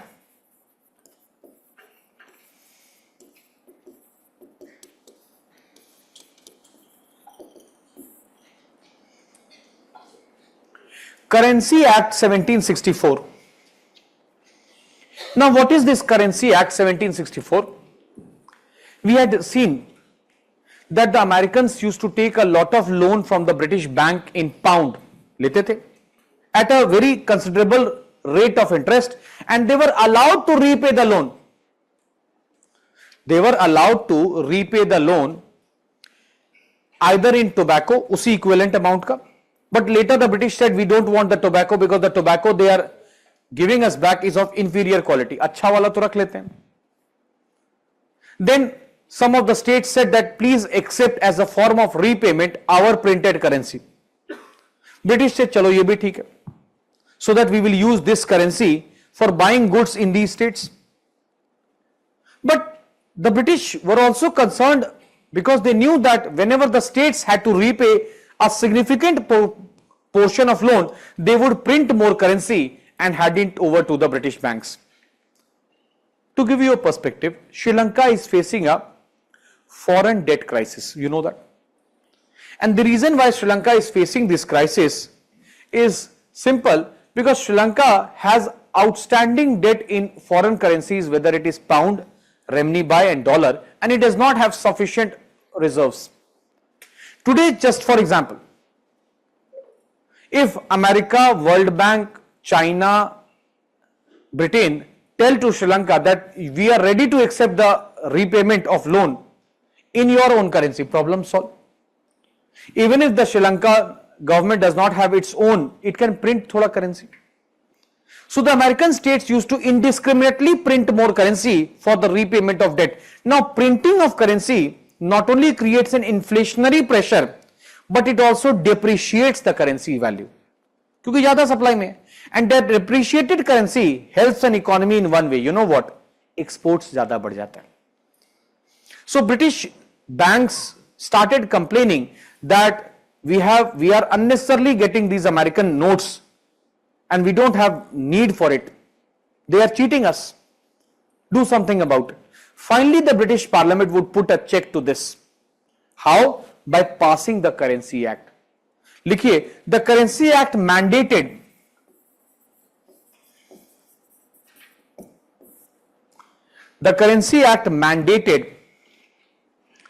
the repayment of loan.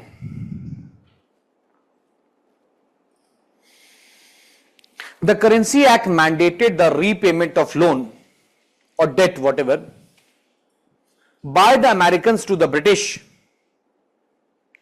in pound and gold only. Mandated the repayment of debt by the Americans in pound and gold only. Means they said we will not accept your currency. You are allowed to print your currency. आपको जो करना है कीजिए. It is a legal tender.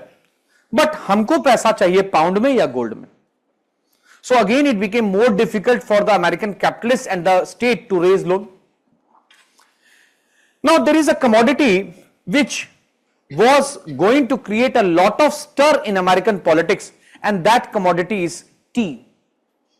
Like in India, you read that indigo had created a lot of stir, or indigo based movements were. So similarly in American politics also, चाय पे बहुत चर्चा होगी. Tea was something that was brought from China by two trading companies, that is the Dutch company and the East India Company, because America was a very strong market for tea, and both these companies would sell tea to the tea wholesalers who would buy it from them, and then to the retailers, from the retailers to the shopkeepers, and then to the people. And whenever this tea sale used to happen at the ports, or whenever they used to bring tea from China at the ports, they had to pay custom duty to the British government. मतलब British government के पास ये custom duty जाता था.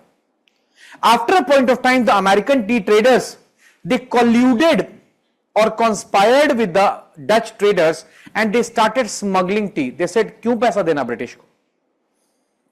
Smuggling of tea by the Dutch, because East India Company will never do smuggling. वो तो British की ही है. They will never do. But the Dutch started smuggling tea with the help of American tea traders, merchants. And therefore the Dutch tea, which was the same as the East India Company tea, was much cheaper than the East India Company tea. Smuggled goods तो हमेशा सस्ता मिलता है ना जी.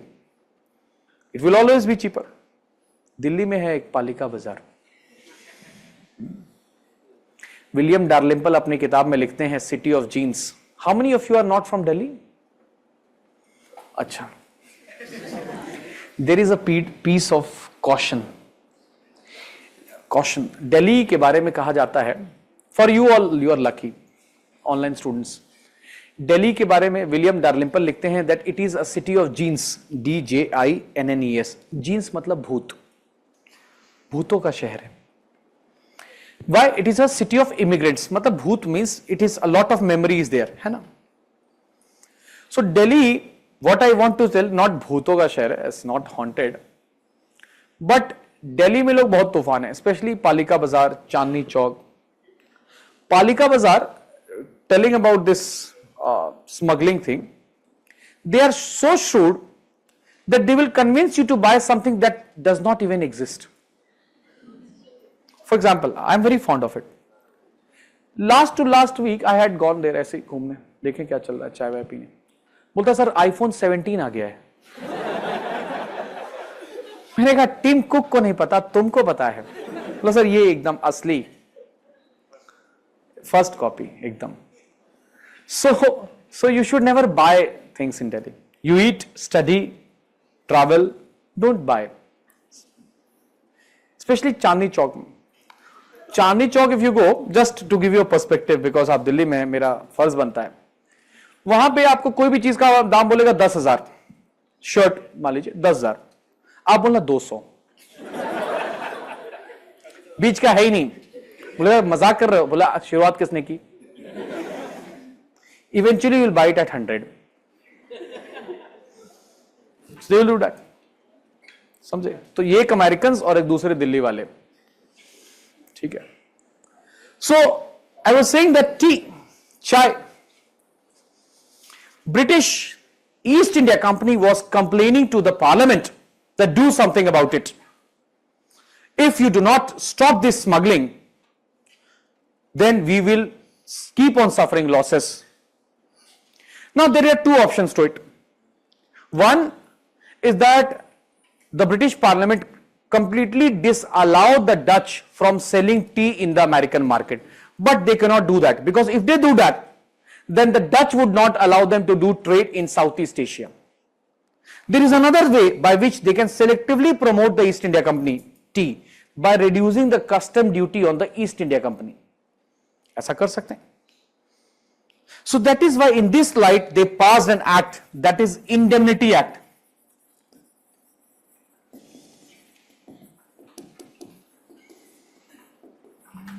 मैं आपको समझाता हूं। What is the meaning of the word indemnity?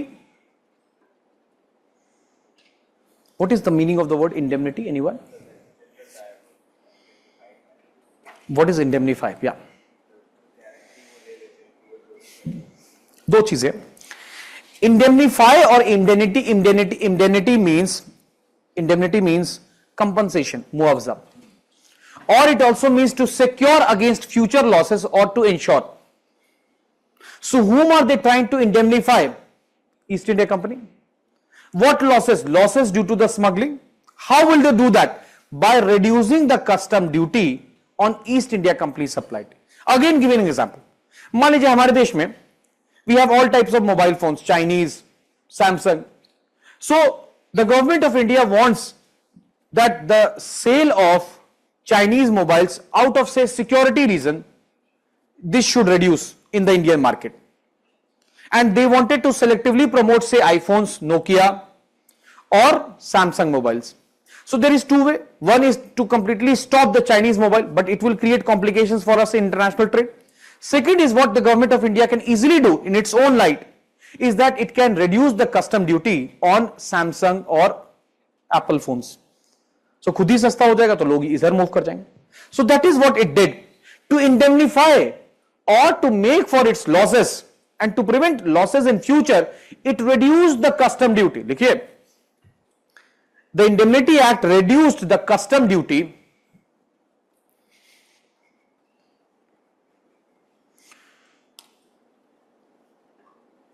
on the East India Company supplied tea, on the EIC tea, and even imposed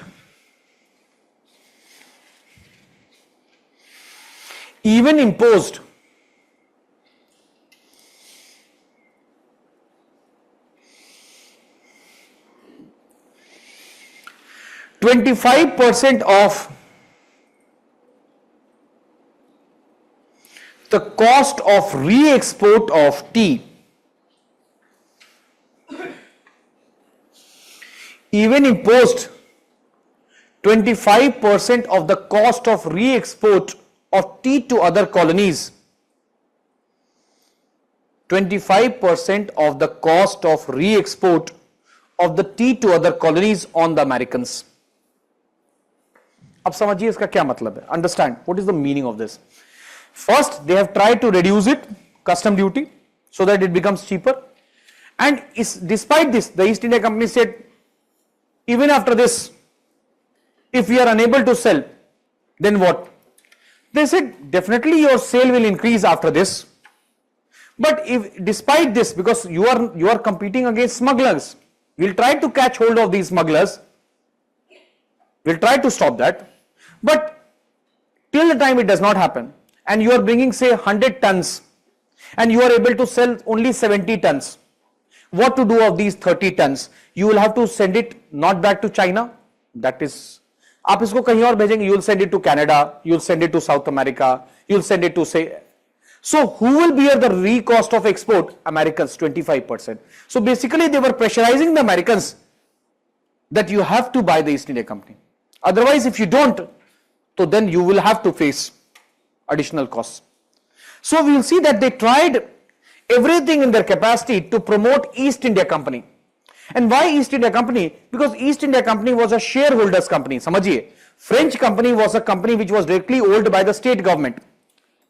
But East India Company was not owned by the state, but it was a shareholders company in which people had invested their money. So if the East India Company goes down, then people will lose their money and they will ask the question from the government.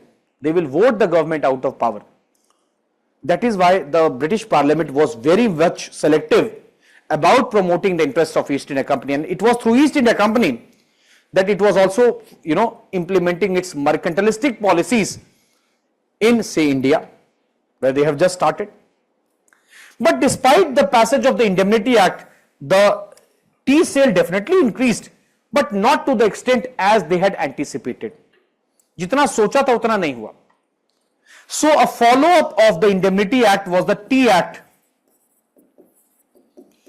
1773. Tea Act 1773, by which the custom duty on East India Company supply tea, the custom duty on East India Company supply tea was reduced to a minimum level.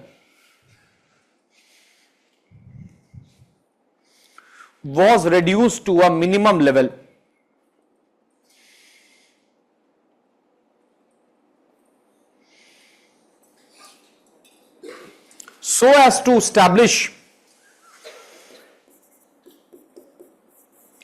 the monopoly of East India Company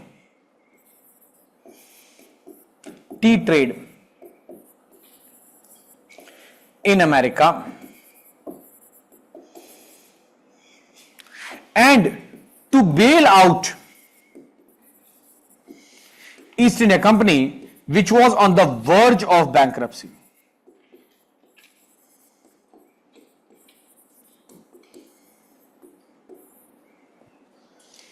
To bail out East India Company, which was on the verge of bankruptcy.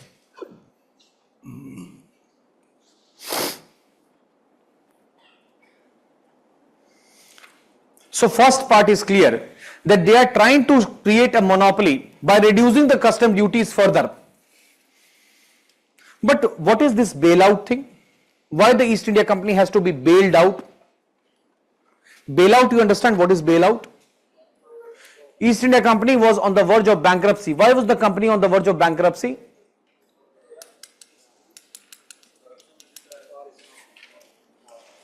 So after the Battle of Plassey, which was not actually a battle, it was a betrayal, the next important battle that was fought in India was the Battle of Buxar, 1764, which was a true battle in which the East India Company defeated the combined army of Bengal, Awadh and the Mughal.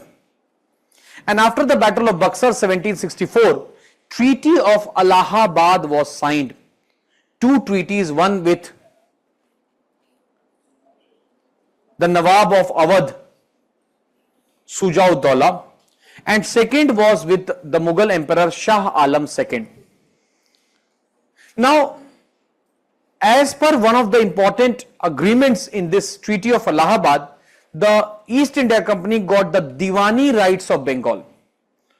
Diwani rights means the right to collect all taxes and duties in Bengal.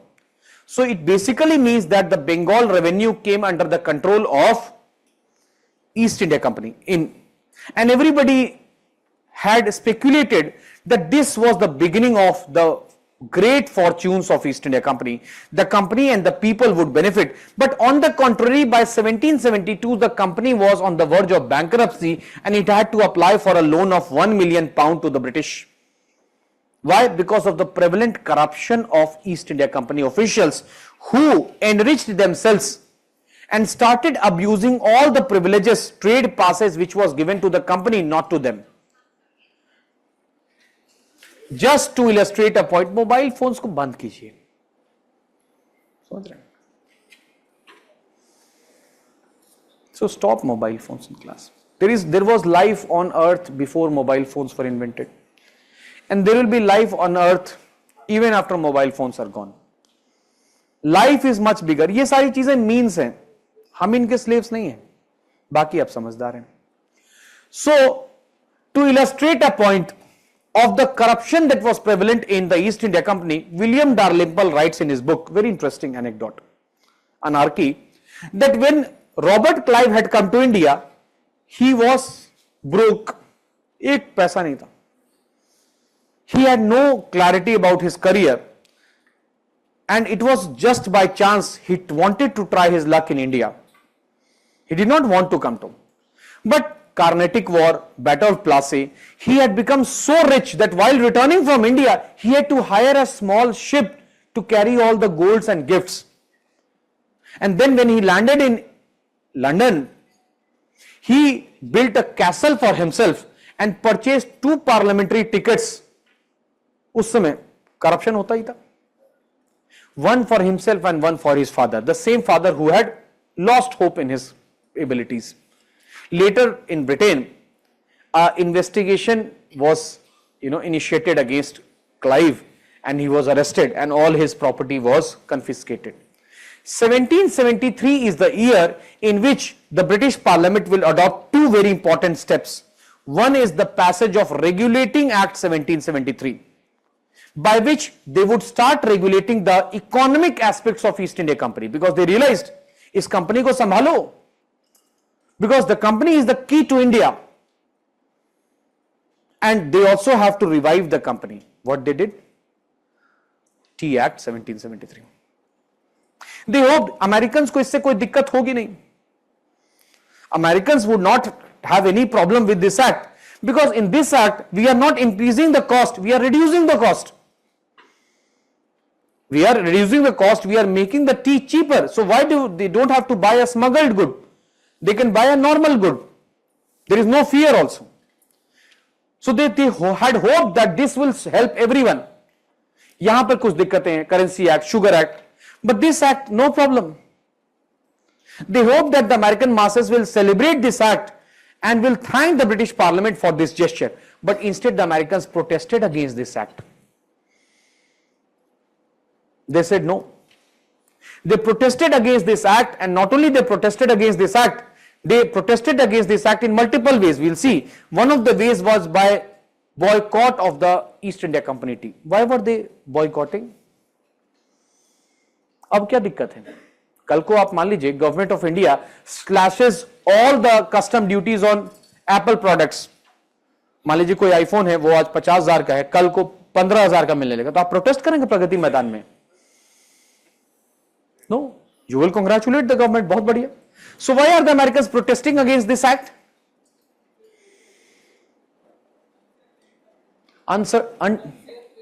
What is unfair, man? You are getting it cheaper. How does it? You are not doing trade. आप तो नहीं ला रहे हैं ना China से कोई ला रहा है. समझिए इस बात को. Why are they protesting?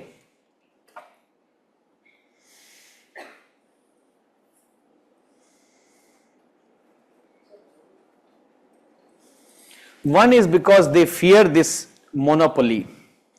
They know that if the East India Company establishes its complete monopoly, today the prices are low, tomorrow once there is no competition, they can raise the prices. Number one. Monopoly is always dangerous, isn't it? You see telecom sector in India. Few years back, there were so many players in the market, isn't it? A, B, C, D, so many players, and then came Jio. started giving SIM cards at 10 rupees, 12 rupees, free internet for 4-5 months. ऐसा होता था. उस समय हमारे देश में एक revolution आया था. You know which revolution? TikTok revolution. That was a major internal security threat which was highlighted by various government authorities. है ना? आज देखिए, you see the tariff.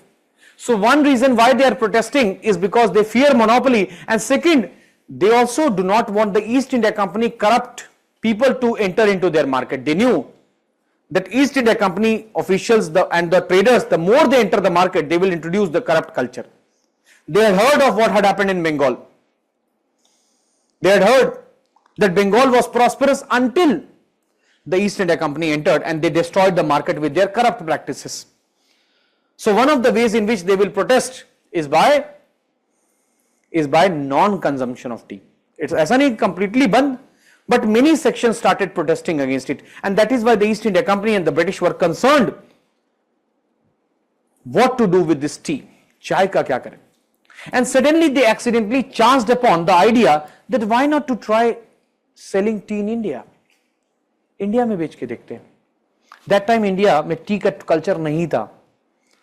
So they started introducing tea as a beverage to the Maharajas. Maharajas जब मिलने आते थे, राजा जी चाय पीजिए. Maharajas liked it. So they were the first consumers of tea. From the Maharaja to the Mantri, they introduced in their court culture. From the Mantri to the Santri, soldiers, and from the soldiers to the masses. So British lost or the East India Company could not develop a market in America, but they found a bigger market in India. And later the geographers found out that why to import tea? In India there are locations where we can go grow tea indigenously. इसलिए बाद में पास होता है Charter Act 1833, by which they started giving subsidized land to the English to set up plantations in India. समझ रहे हैं? So we should thank the Americans कि उनके कारण हमारे देश में आज चाय टी जो है ना वहां से है. The only difference is that the English tea, the American tea and the Indian tea में अंतर है. Anybody can tell me what is the difference? American tea is more kadwa. They don't have any form of sugar. English tea, do they use milk? Yes, they do. They do. Indian tea is a syrup, sugar. हमारे यहाँ चाय नहीं, आप हंसिए मत, history बता रहा हूं. हमारे यहाँ क्या है, चाय जो है कंस्ट्रक्शन सेक्टर में बहुत इंट्रोड्यूस हुआ. बिकॉज कंस्ट्रक्शन सेक्टर में और when the British started railway और ये सब, तो दे रियलाइज कि वर्कर्स छुट्टी बहुत लेते हैं, ब्रेक, फूड ब्रेक, ये तो उन्होंने बोला कि कुछ ऐसा करो because they need energy.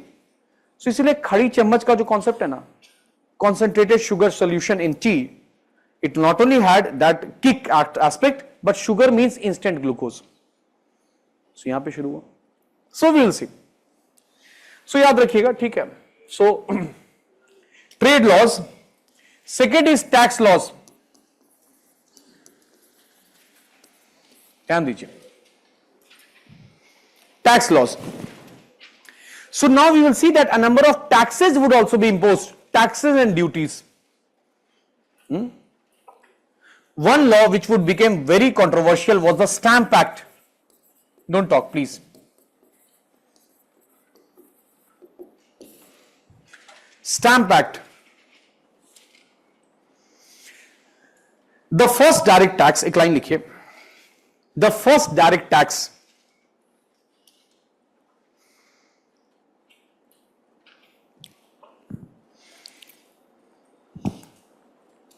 imposed by the British. Coffee.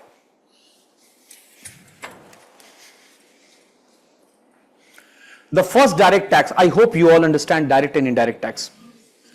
The first direct tax imposed by the British in the 13 colonies. Full stop. A stamp duty. So what is this tax? What is this tax? A stamp duty was imposed on books, newspapers, pamphlets, and all reading materials. a stamp duty was imposed on books, newspapers, pamphlets, and all reading materials. Reading materials. So, the Stamp Act was the first act or the first British law after 1763 which affected every section of the population. They suddenly found the prices of the books, newspapers, pamphlets, visiting cards, playing cards, marriage cards, all this increasing. So therefore, the Stamp Act would also see the beginning of mass mobilization based politics in America. Masses would come out on the streets. Till now, in all these acts, Sugar Act, Currency Act, there was protests or there was anger from the certain class of traders, but this act is going to affect all and sundry. So if you see the American response, then there were public outrage in the form of mass protests, marches. People started marches because they said that this law was an attack on liberty. They say that this law was an attack on the liberty of Americans. What is liberty? Liberty is a political concept which means freedom with reasonable restrictions. Liberty. They started burning the effigies of liberty. Putla jalane lage. Liberty marches. They started burying coffins with liberty written on that. So there was a lot of protest happening in these, a number of streets. Even some of the state assemblies criticized this act. The Virginia State Assembly.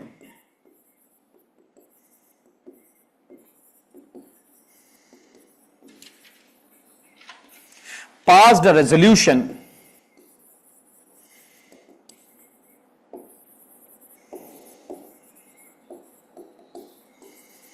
condemning the act. They passed a resolution criticizing the act. A number of secret revolutionary societies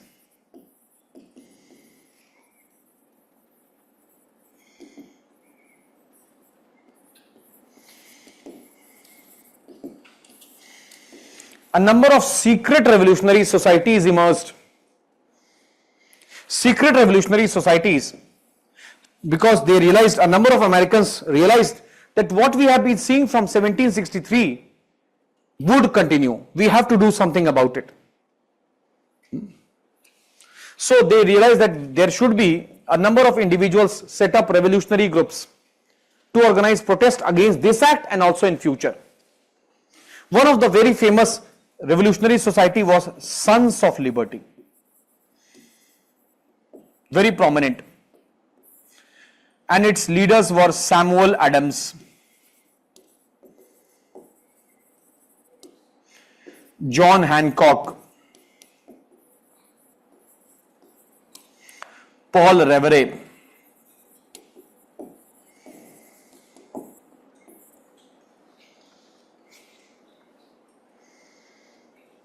We will see that the Sons of Liberty would play a very important role in the tea protest culminating in the Boston Tea Party. We will discuss. 16th December 1773. Dekhinge? Samuel Adams will be a very prominent leader. And inspired by the men, women also formed their revolutionary society known as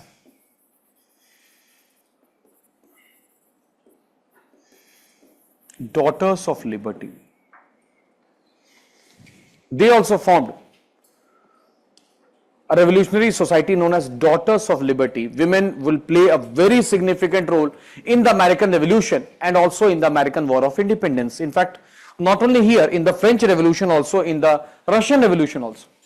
UPSC may ask a question on the role of women in the prominent revolutions of the world, like they have asked a question In India, role of women in Gandhian movement, role of women in environmental conservation, role of women in inclusive growth, SHGs, Kudumbashri scheme.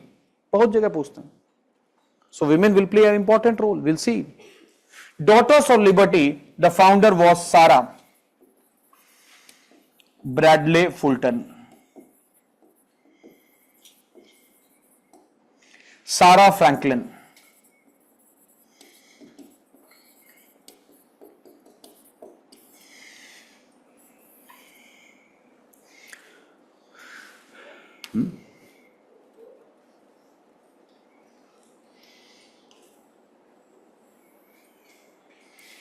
So, this act became a point of discussion and debate throughout the 13 states.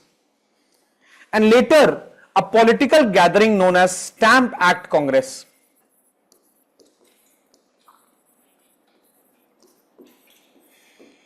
A political gathering of leaders known as Stamp Act Congress was convened at New York City. In this, they started discussing the various aspects of the act. What is the problem with this act? One, they definitely said that this act imposed an additional tax burden on us. ये गलत है. Because not only the British have incurred a lot of cost during the 7 Years' War, we have also fought the war. And second, they also questioned the nature of legislation. They questioned the nature of legislation. The Americans believed that the British Empire is an empire of equal parts, means British Empire consists of England and its various colonies, where the British will apply laws or principles in a uniform way. British believe in the rule of law. So if in England the laws are passed by the elected representatives of the people, then how come in America, despite the existence of a legislature, a law has been passed by the British Parliament which is not representative of these states? The British Parliament does not have the authority to pass laws with respect to the 13 states. The British Parliament should have consulted the representatives of the 13 states before passing such a law. That is why one of the slogans that would emerge would be no taxation without representation. They said that this tax law is invalid is because this tax law has been passed by representatives who are not based here, who are situated in a remote island. Very important. So we will see that it is no longer a political economic issue, it becomes a political issue also. British Parliament इसका जवाब देती है that the British Empire is an empire of unequal parts. You cannot expect the same treatment or the same way of functioning as it is in England in America, as it is in America in Canada, as it is in Canada in India. हर जगह मामला अलग है. The relation is different, the nature of administration will be different. And by the doctrine of virtual representation, the British Parliament has the authority to pass laws with respect to any part of the British Empire. It will pass laws not only with respect to England, but British Parliament will pass laws with respect to India, Canada, America. So it is going to become a political issue. It is going to become a political issue because Americans will raise this issue of how can somebody from outside, somebody who is not aware of the domestic scenario, decide, because they were not used to this type of treatment. That is why it is said that American evolution will be guided by a very important political principle, political ideology, that is liberalism. We'll understand what is liberalism. What is liberalism? बताइए, what is liberalism? Freedom to do anything, one by one. That is liberty. The ideology which That is liberty. So liberty and ism is liberalism. Yes. Maximum governance is utilitarianism. Minimum government is fine.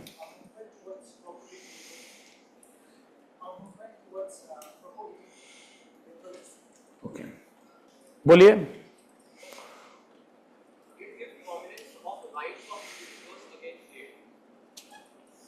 Okay. देखिए, liberalism is a political ideology. Ism में जहां भी आ जाता है it is an ideology. ठीक है. So liberalism is liberal plus ism. Liberal means openness. पढ़ते हैं. Liberal means openness. So here openness of what और openness of whom? Openness of the state. State with respect to individuals. So liberalism tries to define the relation between the state and individuals in the modern paradigm. Liberalism is based on the idea that state is required, but that state will not be a state imposed from the top but created from below. A state which will not unnecessarily infringe or interfere into the domain of individuals. A state which will be created on the basis of social contract or contract. And liberalism is also a way of thinking which says that individuals are rational beings, because before the rise of liberalism there was a common mindset that individuals are not capable of taking right decisions on their own. Therefore there is a state, or there are institutions at the top, whether it is church, whether it is state. But we see that liberalism also says that individuals are rational beings which can take better decisions for themselves when they form institutions or they are a part of institutions. And what institution is that? State. So it talks about participation of this. So liberalism emerged in response to the form of government which was prevalent since this time. That was a top-down approach, monarchical approach, absolute state, a state where the king power are limitless, which can do anything. There is no concept of liberty. Did you understand? And who was the person who gave this idea first? John Locke, the father of classical liberalism. But एक बात समझिएगा कि liberalism started in the political domain, but it was no longer a political concept. Liberalism फिर फैलता है. Economic liberalism is laissez-faire. Religious liberalism is secularism. So it started, that is why it is said that liberalism is an umbrella concept. बहुत चीजों में आया, and there are so many people who have interpreted liberalism. But what is the basic premise of liberalism? Open state, minimum interference of the state in individual domain. That is liberalism. Liberalism has been redefined multiple times. Like in 20th century, in the field of justice, John Rawls had come up with this idea of what is justice, what is liberal justice. आज हम बात करते हैं international economics is based on the idea of neoliberalism. सुना है word neoliberalism? Neo means new. Neoliberalism is basically an economic concept. So we see that this was promoted by America, globalization. There should be freedom of trade, movement, goods and services. Why? After the end of Cold War, the world became unipolar. दुनिया में एक ही राज था. Who? America. So it wanted to promote this idea, and it said that globalization and a neoliberal world order would favor everyone. Did it favor? No. किसको फायदा मिला neoliberalism का? Developed states. So you understand, liberalism started as a political concept, but it has assumed multiple dimensions. American Revolution was also guided by liberalism. Liberalism से आता है liberty. Liberalism says will of the people is the law of the land. Do you understand? Minimum government. ठीक है? This is liberalism. So Stamp Act Congress में a lot of discussion happened. During the Stamp Act Congress, the slogan "No taxation without representation," and one of the delegates, John Dickinson,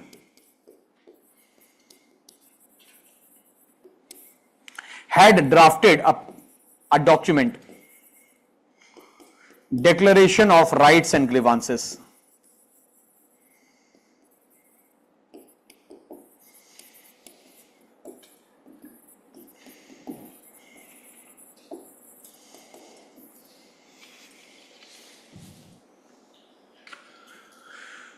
Declaration of Rights and Grievances. So it was a document in which they had said what are our rights and what are our complaints. सारी बातें जिसमें no taxation without representation भी था. अब पढ़ते हो India में भी, in India also moderates raised this slogan of no taxation without representation. In 1892, Gopala Krishna Gokhale, when he was giving a speech in the Bombay Assembly, he said British do not have the right to collect taxes without giving representation, legislative and administrative, to the Indians. And you read that one of the demands of the moderates padha, was increasing representation and association of Indians. So American Revolution has a lot of linkage with Indian politics, inspiration and direct also. We'll see. Now, एक line लिखिए that the Stamp Act Congress passed a resolution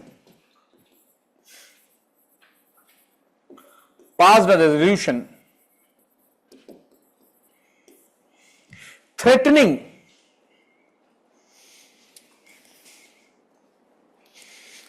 to stop import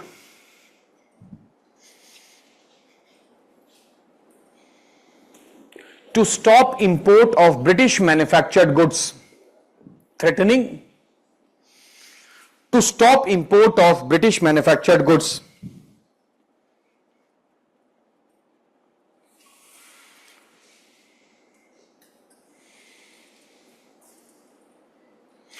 Unless this act is not withdrawn.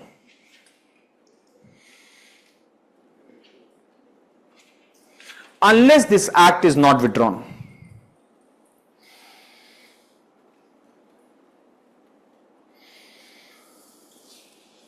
They said, इस act को वापस लीजिए. So the British industrialists were definitely threatened by this, and they approached the British Parliament.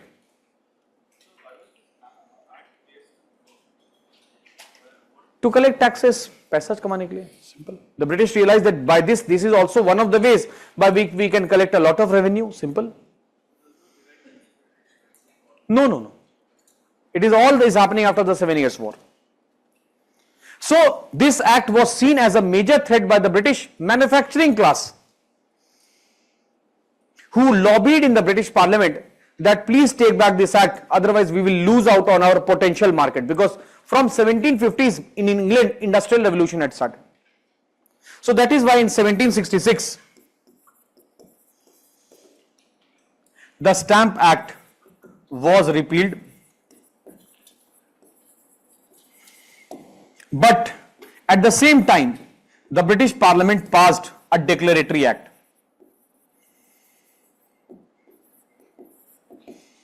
Declaratory Act was enacted.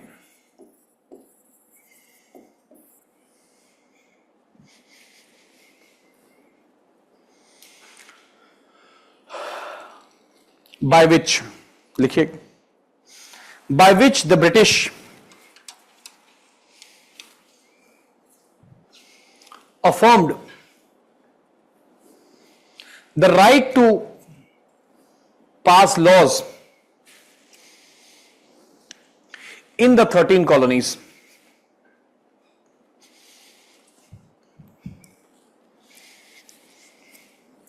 Affirmed the right to pass laws in the 13 colonies.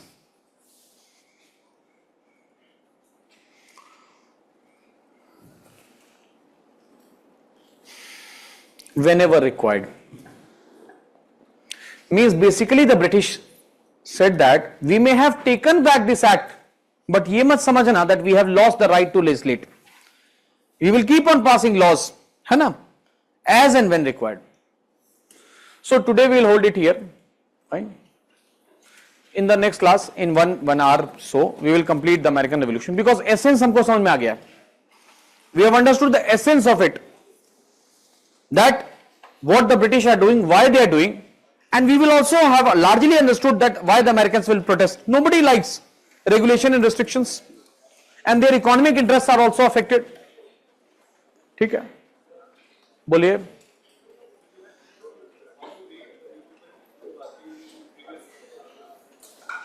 Do we have time for that?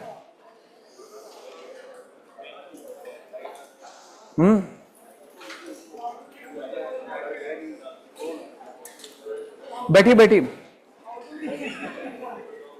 Anybody has a newspaper? So that is the first step. यहां पे आपकी पहली गलती. बैठी बैठी बैठी. First thing, that reading newspaper is very different from reading textbooks. I'll tell you why. Because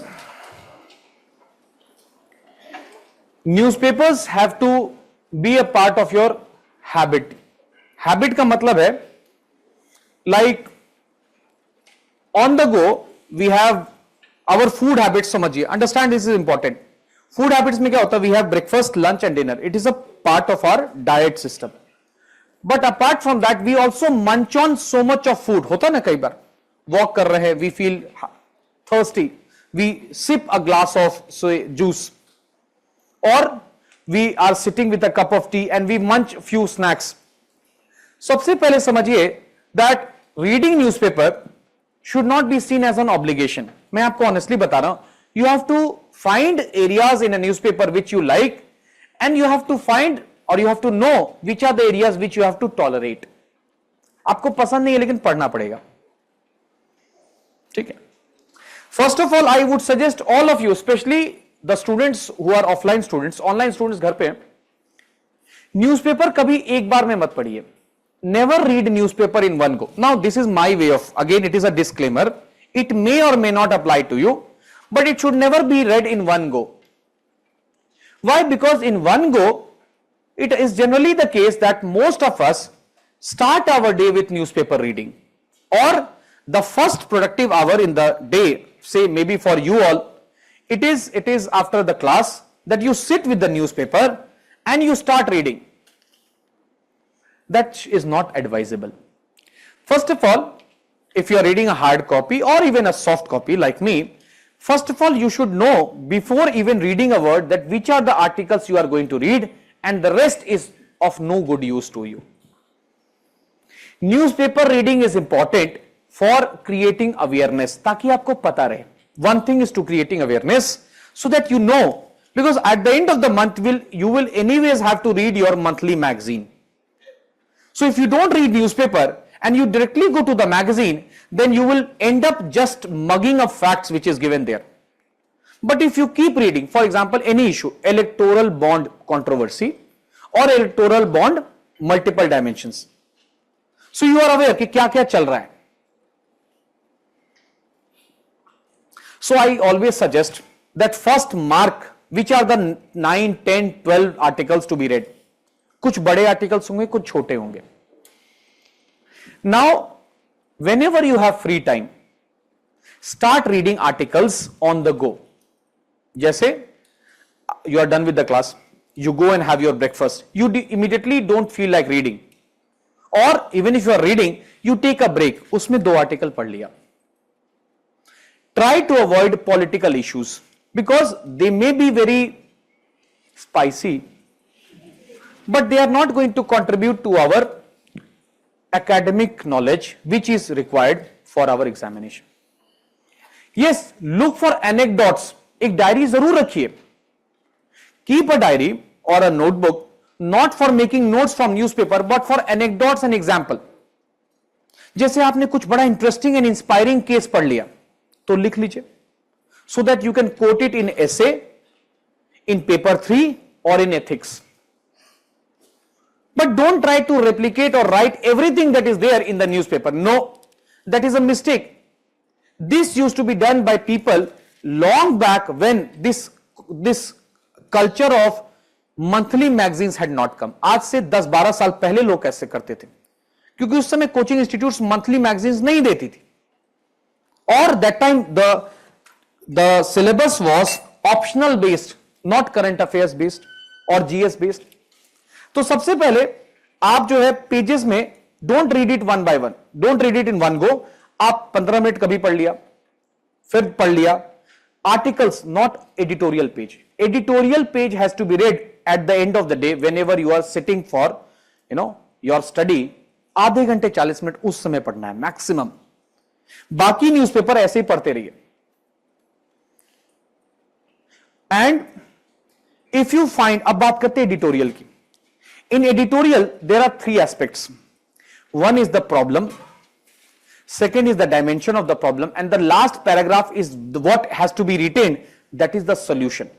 Why do you read an editorial? You read an editorial just to find out that on any particular issue, what is the opinion of the experts on how to resolve it.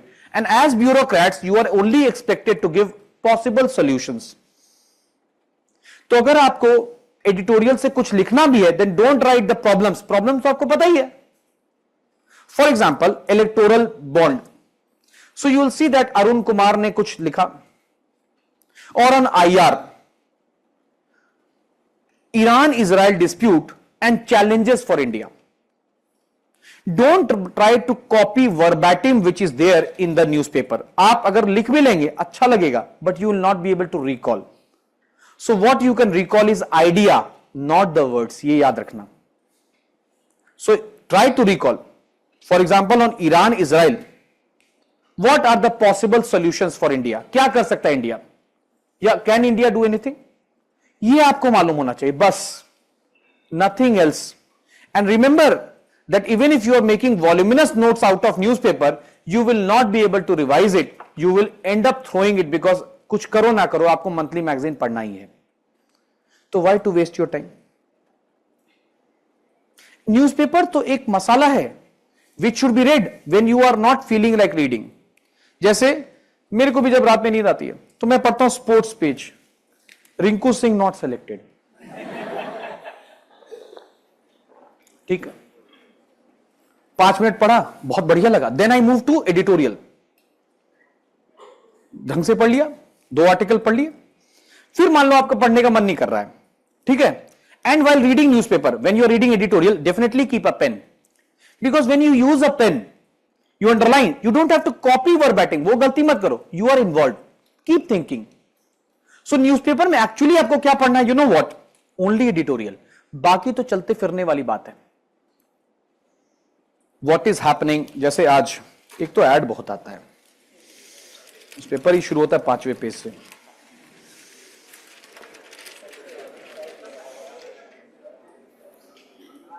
अब जैसे नहीं, देखिए आज एक article आया, winning over voters in boycott capital. I have not read, I will now go and read. It is about a case study in Srinagar. Case studies are very interesting anecdotes which आपको लिखना है, कहीं भी लिख लो, किसी व्यक्ति के बारे में who has gone out of the way and has done something. तो ये चीजें आपको ध्यान रखनी है. You can not remember the newspaper, याद रखना.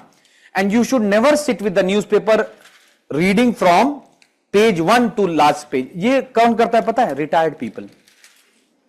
People who retire are sitting with the newspaper day in and out. People like us don't have time to read newspaper always. I also don't read. I read in my soft copy because many times it is not possible. But what I do on the go, 2 class के बीच में आधे घंटे time मिला, 2 article पढ़ लिए, फिर जब time मिला पढ़ लिया. And when actually I have to read, when I go back after the class, I read only the editorials. और एडिटोरियल्स में खोजो सॉल्यूशन, बिकॉज देखो प्रॉब्लम तो सबको पता है, सॉल्यूशन खोजिए. Declining voters participation in elections, what is the cause? समझ रहे हैं? Opinion, what can be the solution? Is it the anti incumbency wave, और is there a growing disenchantment with of people with what we call as electoral democracy? So newspapers में it is not a book. Book is a separate thing which you have to sit and read. Notes is a separate thing. It is not that. समझ? और editorials में भी, in editorials also, you will, initially it may happen that it will take 1 hour, but eventually you will know which are the 2-3 editorials which has to be read. Not everything is important. और याद रखिएगा, at the end of it, on every issue, you need only 250 to 300 words of content. Even if you have read a literature of it, आपने election पे PhD कर रखी है, but question एक ही आएगा. So do not be an idealist, do not waste time in preparing a lot of notes. Keep a copy, divide that copy in say paper 1, paper 2 or polity governance, IR.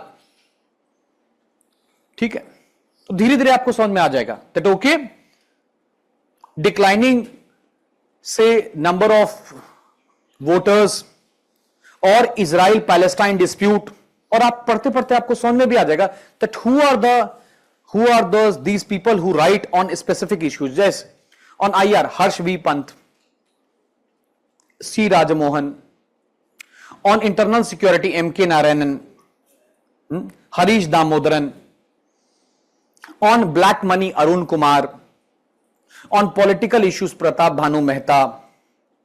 So आपको धीरे धीरे in few months you will know कि ये 5-6 लोगों की बातें हैं.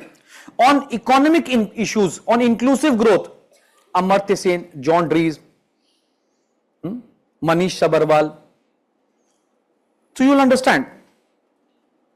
Suhasini Haider on IR, interesting. Rakesh Sood on India Nepal. So you cannot remember everything that Mr. Rakesh Sood, he was a diplomat to Nepal. उन्होंने अपने जीवन का 30 साल काठमांडू में काटा है. आपको क्या लिखना है? What are the challenges in India-Nepal relations and what possibly India can do? एक दो चीजें लिखना, आगे बढ़ो. समझे? तो पहले इस आइडियलिस्ट अप्रोच से बाहर निकलना. And read newspaper, make it a part of your life. Carry it always with you. आज से याद रखना, कहीं भी चलो न्यूज़पेपर साथ में रखो. You tick in the morning which are the articles to be read and on the go reading it. तो आपको समझ आ जाएगा कि newspaper reading is not something that you have to do. It has become a part of it. And try to stay from political issues. Read political issues when you are feeling bored. Mamata Banerjee was trying to climb the helicopter, गिर गई, चोट आ गई है. ठीक है, read it. But only as a masala, because entertainment is also required at times. समझ गए आप लोग? So don't waste time. Please.